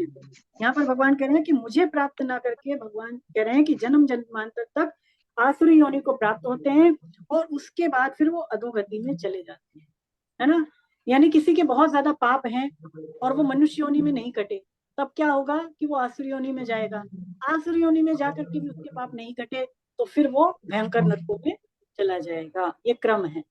तो देखिए भगवान ऐसे मनुष्यों के लिए मानिए पश्चाताप करते हैं कि मैंने इनको ये मनुष्य शरीर दिया तो था अपनी प्राप्ति करने के लिए कि भाई तुम इसको पा करके मुझे पालो, लेकिन ये मनुष्य इतने नराधम निकले कि ये मुझे प्राप्त ना करके और ये अपना पतन कर बैठे, नरकों की तरफ ये चले गए, है ना। तो इनको मैंने जो मनुष्य जन्म दिया वो व्यर्थ में दिया, ऐसे मानिए भगवान पश्चाताप करते हैं। स्वामी जी कहते हैं कि आसुरी योनि में जो जीव हैं उनमें हम देखते हैं कि कई पशु पक्षी तो सौम्य प्रकृति के होते हैं और कई पशु पक्षी आसुरी योनि में क्रूर प्रकृति के होते हैं। आपने देखा भी होगा। ऐसा क्यों? ये होता है अपनी अपनी बनाई हुई अशुद्ध अहमता के कारण। ये जो हमारा स्वभाव है ये अशुद्ध है यदि, तो आसुरी योनि में जाकर भी कुछ पशु पक्षी का स्वभाव तो बहुत ज्यादा गुस्से वाला या अशुद्ध होगा, और या किसी किसी का बहुत ज्यादा सौम्य होगा, सरल होगा, है ना। यदि स्वामी जी कहते हैं कि हम सारे के सारे नरकों को भोग भी लें, यदि मान लीजिए हम सारे के सारे पापों को भोग भी लें, इसी तरह से यदि कृपा पूर्वक हमें मनुष्य शरीर दी जाए भगवान की कृपा से, तो भी हमारे अंदर जो हमारा दुर्भाव है वो पहले जैसा ही रहेगा, हमारी बनाई हुई अशुद्ध अहमता के कारण। हाँ, यानी हमारी जो अहमता है वो परिवर्तित नहीं होती है, अगले जन्म में हमारे साथ जाती है। तो इसका मतलब यह है कि स्वभाव को सुधारें। प्रहलाद जी कहते हैं कि पिताजी संसार के लोग चबाए हुए को ही चबा रहे हैं और घोर नरकों की ओर जा रहे हैं। चबाए हुए को चबाना मतलब क्या? मरे हुए संसार खुद ही नाशवान है, संसार तो अपने आप नाशवान है, सुख रहित है, तो इस सुख रहित संसार से सुख लेने की इच्छा करना, चबाए हुए को चबाना, है ना। मान लीजिए कोई व्यक्ति है, आप उससे सुख चाह रहे हैं लेकिन वो खुद ही दुखी है। किसी व्यक्ति से आप उम्मीद कर रहे हैं, आशा कर रहे हैं कि वो मुझे खुश कर दे, लेकिन वो खुद ही ना खुश है, तो वो आपको खुश कैसे करेगा? नहीं कर सकता। जिसके पास खुशी होगी वही ना खुश करेगा। तो इसी तरह से स्वामी प्रहलाद जी का अर्थ यही है कि चबाए हुए को चबा रहे हैं। भागवतम में भी ऐसा कहा गया है कि जिसकी बहुत ज्यादा गृहस्थ में आसक्ति है, जो ग्रहासक्त मनुष्य है, उसको ना तो वो खुद भगवान में लगता है और ना कोई दूसरा ही उसको परमात्मा में लगा सकता है ना। अब देखिए मार्मिक बात जान लें इस श्लोक के बारे में। मार्मिक बातें आपकी पुस्तक बड़ी अच्छी बात है कि श्रीमद् भागवतम में यदि किसी ने पढ़ी हो तो पांचवें स्कंद में भगवान ने बहुत तरह के नरकों का वर्णन किया। ऐसे ऐसे नरक भगवान ने बताए हैं उसमें कि यदि कोई सुन भी ले उसके बारे में तो उसके रोंगटे खड़े हो जाए, मतलब बहुत ही भयानक नरक, है ना। तो ऐसे मनुष्य शरीर को तो पाके हम उसको भोग भी नहीं सकते। ऐसा कहते हैं कि मरने के बाद अलग शरीर मिलता है, यातना शरीर मिलता है, तो उसमें जाकर के हम नरकों को भोगते हैं।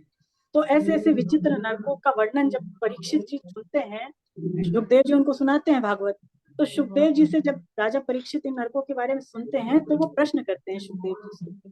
वो ये कहते हैं कि मनुष्य जो कुछ भी पाप कर्म करता है उसका वो पश्चाताप यदि करे तो वो उन पापों से छूट जाता है। हमने यदि कोई गलत काम किया और हम उसका पछतावा कर लें तो वो गलत काम करने का पाप जो है हमें नहीं लगेगा। लेकिन मान लीजिए हम फिर से वही गलत काम करें तो हमने जो प्रायश्चित किया था पहले उस काम का, वो सारा का सारा प्रायश्चित फिर व्यर्थ हो जाएगा। भगवान एक बार तो माफ कर देंगे, दोबारा नहीं करेंगे ना। कोई भी इंसान भी है तो वो दोबारा एक काम के लिए दोबारा गलती करेगा तो नहीं माफ करेगा। तो यदि हम पश्चाताप करते हैं तो वो पश्चाताप करना हमारा हाथी के स्नान के समान व्यर्थ है। यानी कि किसी भी गलत काम को करने का पछतावा क्या कि उसको दोबारा ना करना। उसके लिए ऐसा संकल्प ले लें कि अब हमने ये काम कर दिया, अब हम आगे से ये काम नहीं करेंगे। तो वही उसके लिए पश्चाताप है सबसे बड़ा। देखिए तो परीक्षित जी जब पूछते हैं कि आप कोई ऐसा उपाय बताइए कि जिससे कि मैं पापों से सदैव के लिए छूट जाऊं, यानी परमानेंट मुझे उपाय बताइए, पक्का उपाय बताइए कि मुझसे जो पाप बने उसका मुझे पाप लगे ही ना। ऐसा वो प्रश्न करते हैं सुखदेव जी से। तो सुखदेव जी उनसे कहते हैं कि परीक्षित तुम बिल्कुल ठीक कह रहे हो, कर्मों को करने से कर्मों का समूल नष्ट नहीं होता। कर्मों को करने से कर्मों का समूल नष्ट नहीं होता, क्योंकि हमने पहले ही गीता में जाना कि हर कर्म में दोष होता है। तो कर्म के द्वारा हम कर्म का जो दोष है वो नाश नहीं कर सकते, कर्म के द्वारा हम कर्मों से रहित नहीं हो सकते, है ना। तो फिर इससे रहित होने का उपाय क्या है? सुखदेव जी कहते हैं कि जब तक हमारे अंदर अज्ञान रहेगा तब तक हमारे अंदर पाप वासना रहेगी ही। अज्ञान जब तक है तब तक पाप वासना रहेगी ही, तब तक पाप कर्म हमारे द्वारा होते ही रहेंगे। यदि मान लीजिए कोई कलश है जो कि जहर से भरा हुआ है, विष से भरा हुआ है, या कह ले मदिरा से भरा हुआ है, और उसको हम गंगा जी में डाल दें तो क्या वो पवित्र हो जाएगा? कलश नहीं होगा, है ना। मदिरा से भरा हुआ कलश यदि गंगा जी में डालते हैं तो गंगा जी भी उसको पवित्र नहीं कर सकती। तो सारे के सारे जो पाप हैं संसार के हमने किए, जितने भी पाप हमने किए, अथवा जो पाप वासनाएं हैं हमारे अंदर, जो पाप वासनाएं हैं उनको निर्मूल कर देने का अथवा उनको नष्ट कर देने का जो भागवतम में उपाय बताया है क्या है कि केवल और केवल भगवान के नामों का संकीर्तन करें, भगवान के नामों का कीर्तन करें, भगवान के नाम गुणों का भी कीर्तन करें। इसी से हमारे जितने पाप हैं वो कट जाएंगे और हमारा कल्याण भी हो जाएगा। तो संकीर्तन की भगवान ने बहुत ज्यादा महिमा भागवतम में बताई है ना। तो हम सभी को जो है कीर्तन करते रहना चाहिए, भगवान की कथाओं का श्रवण और भगवान की लीलाओं का दर्शन अथवा श्रवण जो है वो हमेशा करते रहना चाहिए, जिससे कल्याण हो जाए। देखिए यहाँ पर एक बात और समझें कि भगवान जो भक्तों को दंड देते हैं, भक्तों को नहीं, जो दुष्टों को दंड देते हैं, तो वो उनका दंड देने से मतलब ये नहीं है कि भगवान तो बड़े अत्याचारी हैं या भगवान बड़े क्रूर हैं या भगवान तो हमारे प्रति दया रखते ही नहीं है। क्योंकि देखिए भगवान श्री कृष्ण आनंद घन है और ना तो उनके अंदर क्रोध है और ना उनके अंदर किसी के प्रति जरा भी द्वेष है। तो यदि वो हमारे लिए कोई दंड देते हैं या हमारे जीवन में कोई प्रतिकूलता भी भेजते हैं, बड़ी से बड़ी प्रतिकूलता भी यदि भगवान हमारे लिए भेज रहे हैं, तो हमें यही मानना चाहिए कि ये तो भगवान की कृपा ही है। हमने गीता में पहले ही जाना कि यदि भगवान प्रतिकूल परिस्थिति भेजते तो वो तो क्या है, भगवान की कृपा है। अनुकूलता भेजना क्या है, भगवान की दया है ना। तो प्रतिकूलता जब आए जीवन में तो उसमें हमें भगवान का आभारी होना चाहिए, क्योंकि प्रतिकूलता में जो भजन है वो बहुत अच्छा होता है। तो भगवान यदि किसी को दंड देते हैं, दंड का विधान करते हैं, तो उसमें भी उनकी दया ही है, उसमें भी उनका न्याय ही छुपा हुआ है, ऐसा मानना चाहिए। जैसे एक माता पिता हैं या कोई संत हैं, गुरु हैं, वो अपने शिष्य को यदि दंड दें, माता पिता अपने बच्चे को मारे पीटे, तो वो ये चाहते हैं क्या कि वो बच्चा दुखी हो जाए या उसको दर्द हो, इसलिए उसको मारते हैं, या इसलिए मारते पीटते हैं कि बच्चा सुधर जाए, बच्चे का भविष्य उज्जवल हो जाए या बच्चे का कल्याण हो जाए, इसलिए मारते पीटते हैं। तो भगवान का भी कुछ विधान इसी तरह से है। एक माता जो है वो अपने बच्चे को प्यार करती है या अपने बच्चे की संभाल करती है, तो क्या किसी कारण से करती है, कोई रीजन होता है उसका, या अहेतु की कृपा करती है। माँ जो होती है वो बच्चे की, जो बच्चे का पालना पोसना है, वो बिना किसी कारण के, बिना किसी स्वार्थ के करती है ना। नहीं देखती कि मेरा बच्चा कुरूप है या रूपवान है, या मेरे बच्चे में कोई क्वालिटी है, कोई गुण है या अवगुण है, या मेरे बच्चे में जो है कोई योग्यता है या नहीं है।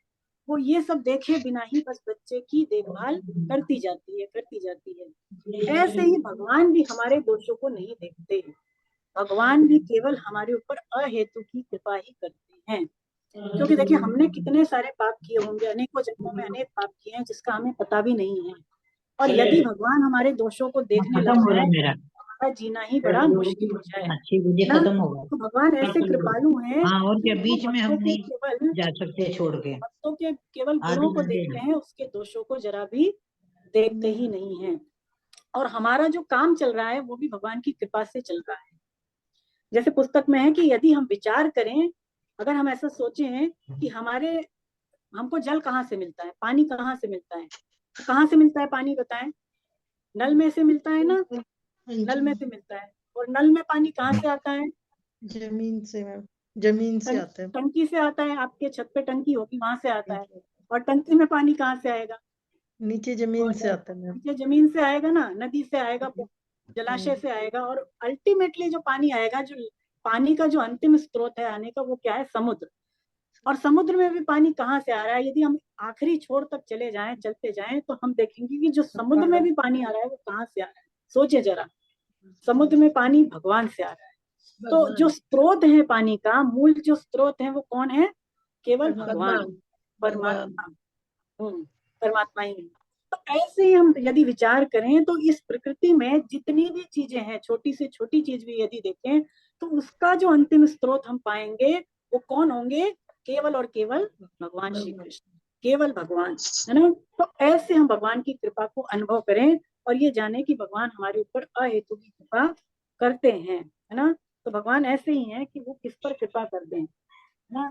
तो ये केवल और केवल मनुष्य के भाव के ऊपर, यानी मनुष्य अगर भगवान से प्रेम करेगा तो भगवान उसके दोषों को देखेंगे ही नहीं और उसके ऊपर कृपा करके और उसको अतिशीघ्र भवसागर से पार करा देंगे। चलिए आगे बढ़े। अब 21वां और 22वां श्लोक।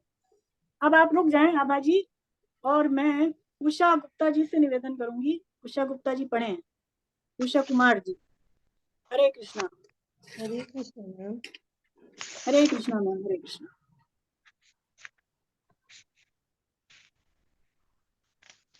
उषा कुमार जी आपका वीडियो भी ऑन है, ऑन करें अगर आप पढ़ना चाहती हैं तो। वीडियो और ऑडियो दोनों ऑन करें। हरे कृष्णा। हरे कृष्णा।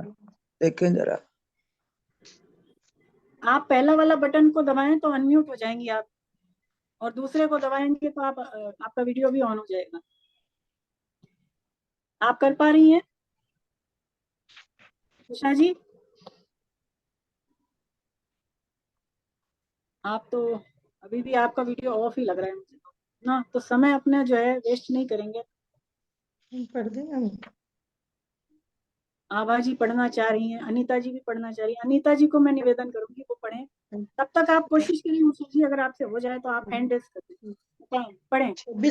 23 और 24 मैम, कौन सा श्लोक था ये? अपना कौन से पेज 21 पे? और 22वां। 21 और 22। 2122। अच्छा भाई।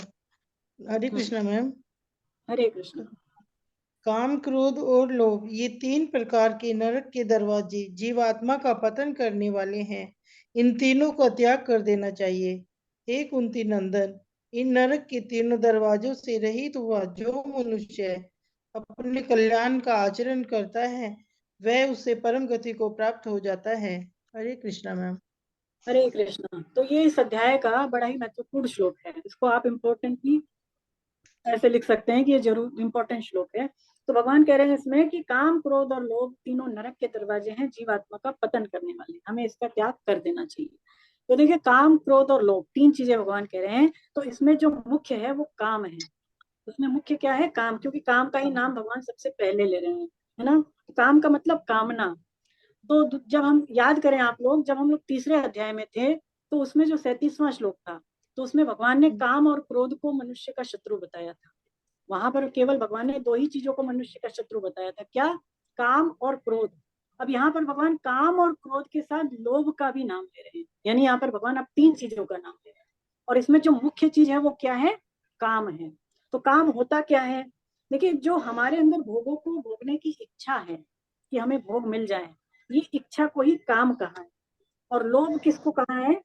कि हमारे पास संग्रह वाली बहुत सारी चीजें इकट्ठी हो जाए, संग्रह करने की जो इच्छा है कि हमारे पास चीजें हो जाएं बहुत सारी, ये संग्रह करने की इच्छा को ही लोभ कहा है। अब ये दोनों चीजें यदि नहीं होती हैं, ना तो हमारी इच्छाएं पूरी हो रही हैं, ना हमारे पास चीजों का संग्रह हो रहा है, तब हमारे अंदर क्या आ जाएगा?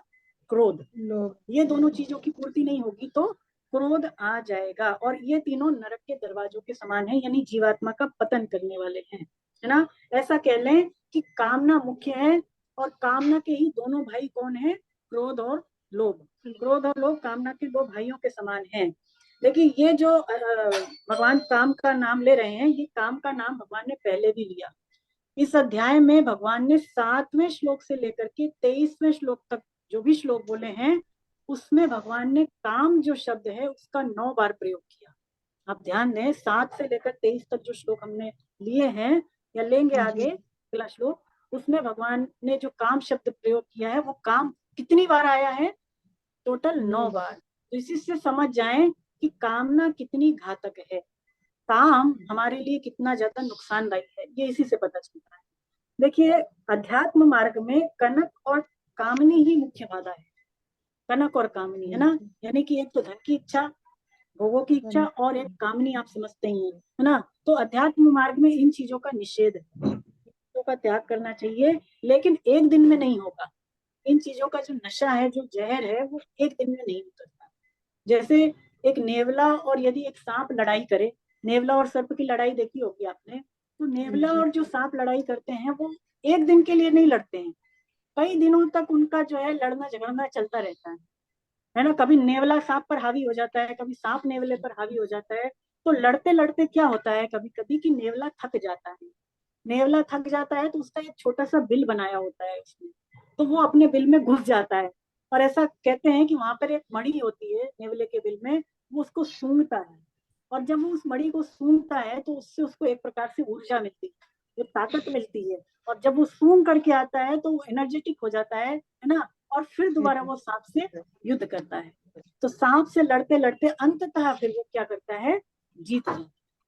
तो ऐसे ही हम भी वो जड़ी बूटी, वो जड़ी को सुनते रहे, और वो जड़ी बूटी हमारे लिए क्या है, सत्संग, परमात्मा जी का है ना। नाम। निरंतर सत्संग करते रहना चाहिए, क्योंकि देखिए कुसंग करने से हमारा जो है मन इंद्रियां भ्रमित होती हैं, तो इसीलिए अच्छा संग करें, चाहे शास्त्र का संग करें अथवा किसी संत का संग करें, है ना, गीता का संग, किसी का भी मतलब अच्छी चीजों का संग करें। सत्संग करना बड़ा आवश्यक है। और वैसे तो देखिए ये कहते हैं कि हमें गीता में भगवान ने बताया कि संग किसी का भी नहीं करना चाहिए, है ना, क्योंकि संग जो होता है वो बंधनकारी।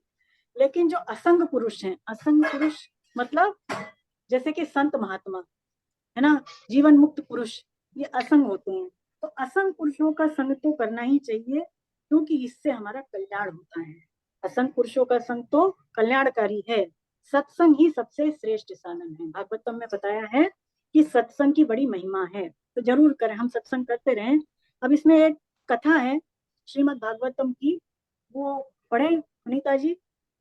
ये जी जो है मैम। कथा जैमिनी ऋषि की है, आपने सुनी भी होगी। जैमिनी ऋषि जो है बड़े ऊंचे ऋषि थे, तो उनका ये प्रसंग है, पढ़े। श्रीमद् भागवत के एक श्लोक में कहा गया है, यही वाली ना मैम, अपनी माँ बहन और कन्या के साथ, यही मैम? यही वाला। अच्छा, हरे कृष्णा मैम। हरे कृष्ण। श्रीमद् भागवत हरे कृष्ण। श्रीमद् भागवत के एक श्लोक में कहा गया है, अपनी माँ बहन और कन्या के साथ भी अकेले एक आसन पर सट कर नहीं बैठना चाहिए, क्योंकि इंद्रियां इतनी बलवान हैं कि वे बड़े बड़े विद्वानों को भी विचलित कर देती हैं। जैमिनी जी ने वेद व्यास जी से कहा, ये बात ठीक नहीं लगती, भला विद्वानों का ये इंद्रियां क्या बिगाड़ लेंगी, अतः कृपा करके इन श्लोकों को शुद्ध करके अनुमति दें। वेद व्यास जी कुछ नहीं बोले, सिर्फ मुस्कुरा दिए। उस रात भयंकर बारिश हो रही थी। जैमिनी जी अपनी झोपड़ी में थे। उन्होंने दरवाजे पर किसी की आवाज सुनाई दी। खोल कर देखा तो एक बहुत सुंदर तरुणी दरवाजे पर खड़ी थी। उसके कपड़े बिल्कुल भीग चुके थे और वह कातर नजरों से उसकी तरफ देख रही थी और अंदर आने का आग्रह कर रही थी। जैमिनी जी ने ब्रह्मचर्य धर्म का वास्ता देकर मना कर दिया, तो वह उन मुड़कर सामने वाले पेड़ के नीचे जाने लगी, तो अचानक से बिजली कड़की और उस युवती के अंग प्रत्यंगों के ऊपर जैमिनी जी की नजर चली गई। काम का बीजारोपण हो चुका था। बारिश और घनघोर हो गई थी। उन्होंने सोचा इस तरुणी की सहायता करनी चाहिए। पड़ोस में एक झोपड़ी खाली थी। उन्होंने उसको बुलाया और कहा, ये चाबी लो और बगल वाली झोपड़ी में चली जाओ, लेकिन ध्यान रखना किसी के लिए दरवाजा मत खोलना, चाहे मैं भी क्यों ना हूं। युवती तो चली गई, लेकिन काम ने उसके चित्त को मत दिया। अनंत वे युवती की झोपड़ी का दरवाजा पीटने लगे। दरवाजा नहीं खुलने पर वे किसी तरह झोपड़ी के ऊपर चढ़े व छत पर केलुओं को हटाकर धड़ाम से नीचे कूद पड़े। तो देखते हैं सामने वेद व्यास जी महाराज शांत चित होकर ध्यान मुद्रा में पद्मासन लगाए बैठे हैं। यहाँ कोई युवती नहीं थी। वेद व्यास जी बोले, बताइए महर्षि, शास्त्र में संशोधन किया जाए या नहीं। ऐसा सुनकर वे वेद व्यास जी के चरणों में गिर पड़े। त्राई माम पाई माम कहकर परेशान हो गए। हाँ, हरे समझ में आई मैम। आपको ये प्रसंग? तो देखिए बिल्कुल सच कहा है ना। जो भागवतों में बात है वो सच कही है कि मतलब नहीं होना चाहिए ऐसा, क्योंकि देखिए हमारी इंद्रियां बड़ी बलवान हैं, बड़ी बलिष्ठ हैं। तो यदि हम किसी भी युवती का, पुरुष किसी भी युवती का संग करें, अथवा ये मतलब कलयुग है ना, वैसे भी देखा जाए ये कलयुग है, तो इसमें बहुत जल्दी काम का प्रभाव आ जाता है ना। इतने ज्यादा आजकल संसार में चीजें खुली हुई हैं कि हम नहीं बच सकते। तो जरूरी है कि सत्संग करें, निरंतर हम जो है शास्त्र पढ़ें, निरंतर नाम जप करें, और इसी से उद्देश्य भी दृढ़ होगा। तो ये करना आवश्यक है, अन्यथा काम का प्रभाव तो अच्छे अच्छों पर हावी हो जाता है। संत महात्मा जो ऊंचे ऊंची स्थितियों पर पहुंच जाते हैं, वहां जाकर भी नीचे गिर जाते हैं, गिरते हुए आपने देखा भी होगा। तो ये बात है, मतलब अपने आप को हम कंट्रोल में करें, संयम में करें, उसके लिए जरूरी है कि सत्संग करें। वरना जो इनकी दशा हुई है ना जैमिनी जी की, तो फिर ऐसी हमारी भी हो जाएगी है। तो इस तरह से जो है हम अपना अभिमान ना करें कि हाँ हम तो भगवान का भजन कर रहे हैं, तो अब तो सारे विकारों को जीत लिए, अब तो हम में कोई दोष आ ही नहीं सकता। ऐसे हम घमंड ना करें, भगवान का आश्रय रखें। और कोई यदि कमी भी है, कोई हमारे अंदर कोई चीज है जो नहीं जा रही है, तो उसके लिए हम भगवान को पुकारें। अपने पुरुषार्थ से नहीं मिटे तो स्वामी जी कहते हैं कि हे नाथ की पुकार करनी चाहिए, तो भगवान हमें फिर संभाल लेते हैं, है ना। तो ये आप जरूर करें। और देखिए अब आगे भगवान बता रहे हैं कि ऐसा जो मनुष्य है जो 3 दरवाजों से रहित हो जाता है, कल्याण का आचरण करता है, वह उस परम गति को प्राप्त कर लेता है। तो 3 दरवाजे जिसको भगवान ने संस्कृत में तमो द्वार, तम का मतलब 3 और तम का मतलब देखिए अंधकार भी होता है। तम का मतलब अंधकार। अंधकार किससे उत्पन्न होता है? अज्ञान से, है ना। अज्ञान से ही अंधकार पैदा होता है, यानी अज्ञान को ही अंधकार कह सकते हैं। और जब तक हमारा देखिए उद्देश्य दृढ़ नहीं होगा, गीता में बार बार उद्देश्य की दृढ़ता की बात आई है। व्यावसायिकमिका बुद्धि या दृढ़ निश्चय वाली बुद्धि भगवान ने शुरू में ही कह दिया। दूसरे अध्याय में जब हम थे तभी भगवान ने इसकी इंपॉर्टेंस हमें बता दी कि दृढ़ निश्चय होना जीवन में बड़ा ही आवश्यक है। दृढ़ निश्चय यदि नहीं होगा तो फिर हम चाहे कितना ही साधन कर लें, साधन हमारा सफल नहीं होगा, साधन में ढिलाई रहेगी। और जो हमारी मन बुद्धि इंद्रियां हैं वो भी संसार की तरफ विचलित होती रहेंगी, जाती रहेंगी। तो हमारे ऊपर हमारा जो है कंट्रोल रहे, इसके लिए जरूरी है कि सबसे पहले उद्देश्य बनाएं। और उद्देश्य जो है वो धीरे धीरे धीरे धीरे साधन करने से फिर दृढ़ होता चला जाएगा, है ना। तो दृढ़ उद्देश्य बने, इसके लिए जरूरी है कि भगवान को ही अपना, भगवान के ही हम शरण हो जाएं। सबसे पहले शरण होएं और उसके बाद उद्देश्य दृढ़ बनाएं। उद्देश्य के दृढ़ता के लिए फिर साधन भी करते चलें।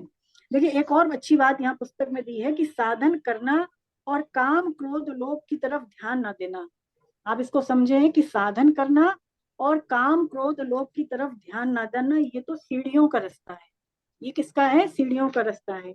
लेकिन अपने आप को भगवान का मान करके और इनके त्याग का दृढ़ उद्देश्य बना करके साधन करना, वो लिफ्ट का रास्ता है। इसको आप अंडरलाइन भी कर लें कि देखिए एक तो ये रास्ता है कि हम एक तो काम क्रोध लोभ की तरफ ध्यान ही ना दें, है ना, और साधन करते जाएं, तो ये तो सीढ़ियों का रास्ता हो गया। दूसरा क्या रास्ता भगवान बता रहे हैं कि हम भगवान के साथ संबंध जोड़ लें और अपना उद्देश्य जो है दृढ़ करते चलें, ये एक तरह से लिफ्ट का रास्ता है ना। तो ये दूसरा वाला साधन जो है ज्यादा श्रेष्ठ है। भगवान भी यही कहते हैं अर्जुन से। देखिए कब कहते हैं भगवान, हम लोग जब चौथे अध्याय में थे, तो चौथे अध्याय में 42वें श्लोक में भगवान ने अर्जुन से कहा था कि हे अर्जुन, तू अपने आप में स्थित होकर के इस काम रूपी दुर्जय शत्रु को बलपूर्वक मार डाल। ऐसा भगवान ने अर्जुन से कहा।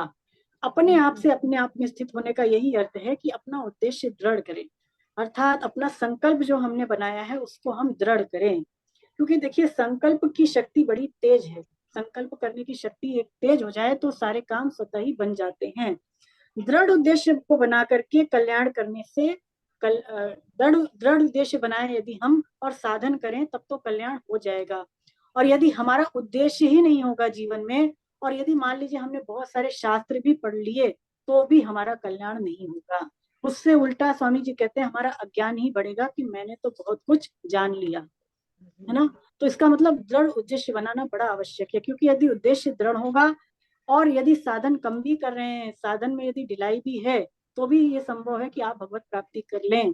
लेकिन यदि उद्देश्य ही दृढ़ नहीं है तो बहुत ज्यादा साधन भी कर लेंगे, शास्त्र भी पढ़ लेंगे, तो भी आपके अंदर अज्ञान ही बढ़ेगा, अहंकार ही बढ़ेगा और भगवत प्राप्ति नहीं होगी। तो जरूरी है कि उद्देश्य दृढ़ होना चाहिए। आखिरी श्लोक है ना, अब 23वां और 24वां जो श्लोक है वो इस अध्याय के आखिरी श्लोक हैं, तो उनको हम पढ़ें। अनीता जी आप पढ़ें, अथवा एक बार उषा गुप्ता जी से मैं देख लूं कि वो ऑडियो ऑन कर पाई हैं तो। हाँ उषा मैडम, हरे कृष्णा। हरे आप अनम्यूट करिए अपने आप को। हरे कृष्णा। पहला वाला बटन आप दबाएं, म्यूट जिस पर लिखा हुआ है। हाँ अब हो गई आप अनम्यूट। अच्छा ठीक है। पढ़िए। हरे कृष्णा मैम। हरे कृष्णा। हरे जो कृष्णा। मनुष्य शास्त्र विधि को छोड़कर अपनी इच्छा से मनमाना आचरण करता है वह न सिद्धि को, न सुख शांति को और न परम गति को ही प्राप्त होता है। अतः तेरे लिए कर्तव्य अकर्तव्य की व्यवस्था में शास्त्र ही प्रमाण है। ऐसा जानकर तू इस लोक में शास्त्र विधि से नियत कर्तव्य कर्म करने योग्य है, अर्थात तुझे शास्त्र विधि के अनुसार कर्तव्य कर्म करने चाहिए। हरे कृष्णा हरे कृष्णा। तो देखिए हरे अब भगवान कृष्णा। बहुत अच्छी बातें बता रहे हैं कि हमें कैसे कर्म करने चाहिए, हमें कर्म करने के लिए क्या क्या बातें ध्यान में रखनी चाहिए, वो भगवान अब बता रहे हैं कि यदि कोई मनुष्य शास्त्र विधि की अवहेलना करके मनमाना आचरण करता है तो वो ना कल्याण पाता है, ना उसका कल्याण हो पाता है, ना उसको कोई सिद्धि ही प्राप्त हो पाती है। मनमाना आचरण, मनमाना आचरण यानी अपने मन से किया हुआ आचरण, है ना। तो जो हम अपने मन से आचरण करते हैं इसमें जो खास जो कारण है वो है हमारी कामना, है ना। यानी हमारी जो इच्छाएं हैं उसी के कारण हम मनमाना आचरण करते हैं और उसमें अज्ञान कारण नहीं है। हम इसमें ये ना माने कि अज्ञान के कारण हमारे द्वारा निश्चित आचरण होता है या मनमाना आचरण होता है। उसमें मुख्य रीजन क्या है? कामना, है ना। काम ही उसमें मुख्य कारण है।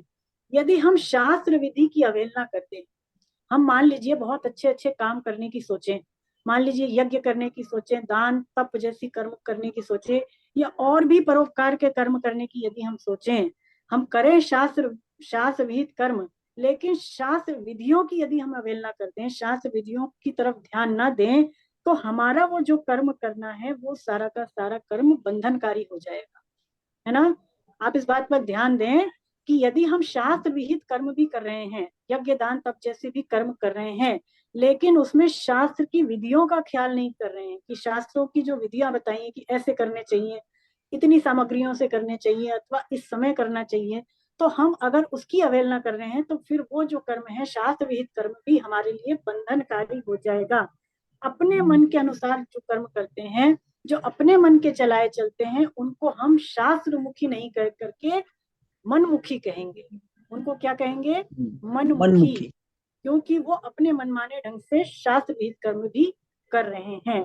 जैसे उदाहरण के लिए संध्या वंदन हमें करना चाहिए, संध्या वंदन संध्या आरती, है ना, सबको करना चाहिए और प्रतिदिन करना चाहिए, रोज करना चाहिए। लेकिन संध्या वंदन को करने का भी एक समय है। ऐसा कहते हैं कि जब दोनों बेलाएं मिलती हैं, है ना, तभी संध्या वंदन या संध्या पूजन करना चाहिए।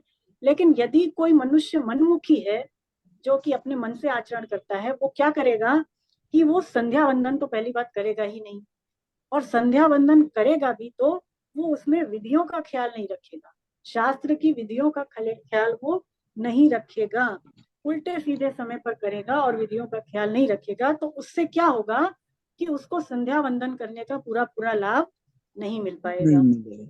देखिए सूर्य और चंद्रमा हमारे मन और बुद्धि के नेत्र माने गए या स्वामी माने गए, है ना। मन का स्वामी कौन? चंद्रमा, और बुद्धि का स्वामी सूर्य। तो सूर्य और चंद्रमा मन और बुद्धि के स्वामी हैं। और जब शाम होती है, जब सांझ होती है, तो उस समय हमारे मन और बुद्धि जो होते हैं बड़ी कमजोर पड़ जाते हैं। शाम के समय होता क्या है कि सुबह के समय तो ये बड़े तेज होते हैं मन और बुद्धि, है ना, इनमें बड़ी तीक्ष्णता होती है। लेकिन जैसे जैसे दिन ढलता चला जाता है तो हमारी जो मन है, हमारी जो बुद्धि है, ये दुर्बल हो जाती है और बहुत ज्यादा चांस है कि उस समय काम का हमारे अंदर प्रवेश भी हो जाए। इसीलिए जब संध्या काल होती है तो उसी समय संध्या वंदन करना चाहिए, जिससे कि हमारे जो मन और बुद्धि है उसमें काम का प्रवेश ना होने पाए, और उस समय भजन कीर्तन करने से हमारा जो मन और बुद्धि है वो जो है वो शुद्ध रहता है ना, वो जो है अपने मजबूत रहते हैं, बलवान रहते हैं। तो इसीलिए उसका जो समय बताया गया है उसी समय पर हमें ये काम करना चाहिए और विधियों का भी पालन उसमें करना चाहिए। देखिए भगवान कह रहे हैं कि कर्तव्य की व्यवस्था में शास्त्र ही प्रमाण है। इसका अर्थ ये है कि हमारे लिए क्या कर्तव्य है या हमारे लिए क्या अकर्तव्य है, उसको जानने के लिए हमें शास्त्रों का सहारा लेना चाहिए, इसका ये अर्थ है। अब शास्त्र तो हमें पढ़े नहीं, हमें शास्त्र मालूम नहीं है, बहुत सारे शास्त्र हैं और जो सबसे श्रेष्ठ शास्त्र है वो गीता है। गीता में संपूर्ण शास्त्रों का सार समाया हुआ है। तो ऐसा भी कह सकते हैं कि हम गीता का सहारा यदि लेते हैं तो वही काफी है कर्तव्य का निर्णय लेने के लिए। यदि एकमात्र गीता का सहारा लेते हैं तो उतना ही हमारे लिए पर्याप्त है। और देखिए गीता में जो 15वां अध्याय है, पिछला अध्याय, उसको भगवान ने अपना नाम दिया और उसको भगवान ने सर्व गुह्यतम भी बताया, है ना। तो इस कारण से भी गीता का सहारा लेना हर तरह से जो है अच्छा है। गीता का सहारा लेना अपने कर्तव्य पालन के लिए। गीता का पहला और आखिरी शब्द क्या, पहला शब्द क्या था, आप याद करें, धर्म क्षेत्र, कुरुक्षेत्र। गीता का पहला शब्द धर्म है। और जब हम आखिरी अध्याय में जाएंगे, उसमें जो आखिरी श्लोक पढ़ेंगे, उसमें आखिरी शब्द है मम। तो पूरी गीता हमें बताती है मम धर्म, मेरा धर्म, मेरा धर्म क्या है। तो हर परिस्थिति में हमारा क्या धर्म है, हमारा क्या कर्तव्य कर्म है, ये हमें गीता बताती है। तो इस कारण से भी हमें गीता का सहारा लेना उचित है। परम श्रद्धेय स्वामी जी कहते हैं कि यदि लक्ष्य प्राप्ति का उद्देश्य दृढ़ हो तो हृदय, और यदि हृदय में निष्काम भाव हो तो गीता स्वतः ही हृदय में प्रकट हो जाएगी। शास्त्र स्वतः ही हृदय में प्रकट हो जाएगा। दो बातें होनी चाहिए, एक तो उद्देश्य हमारा भगवत प्राप्ति का हो, और दूसरा स्वामी जी कह रहे हैं कि हृदय में निष्कामता, कामना ना हो। तो क्या होगा कि हृदय में गीता स्वतः ही प्रकट हो जाएगी। क्योंकि जितने भी शास्त्र हैं, जितने भी वेद हैं या पुराण भी कह लें, उनका एकमात्र उद्देश्य क्या है, केवल श्री कृष्ण की प्राप्ति कराना। और श्री कृष्ण ही हमारे अंदर अंतर्यामी रूप से बैठे भी हैं। तो इसलिए हमें कर्तव्य की वो प्रेरणा दे, ऐसे हमें उनसे प्रार्थना करनी चाहिए।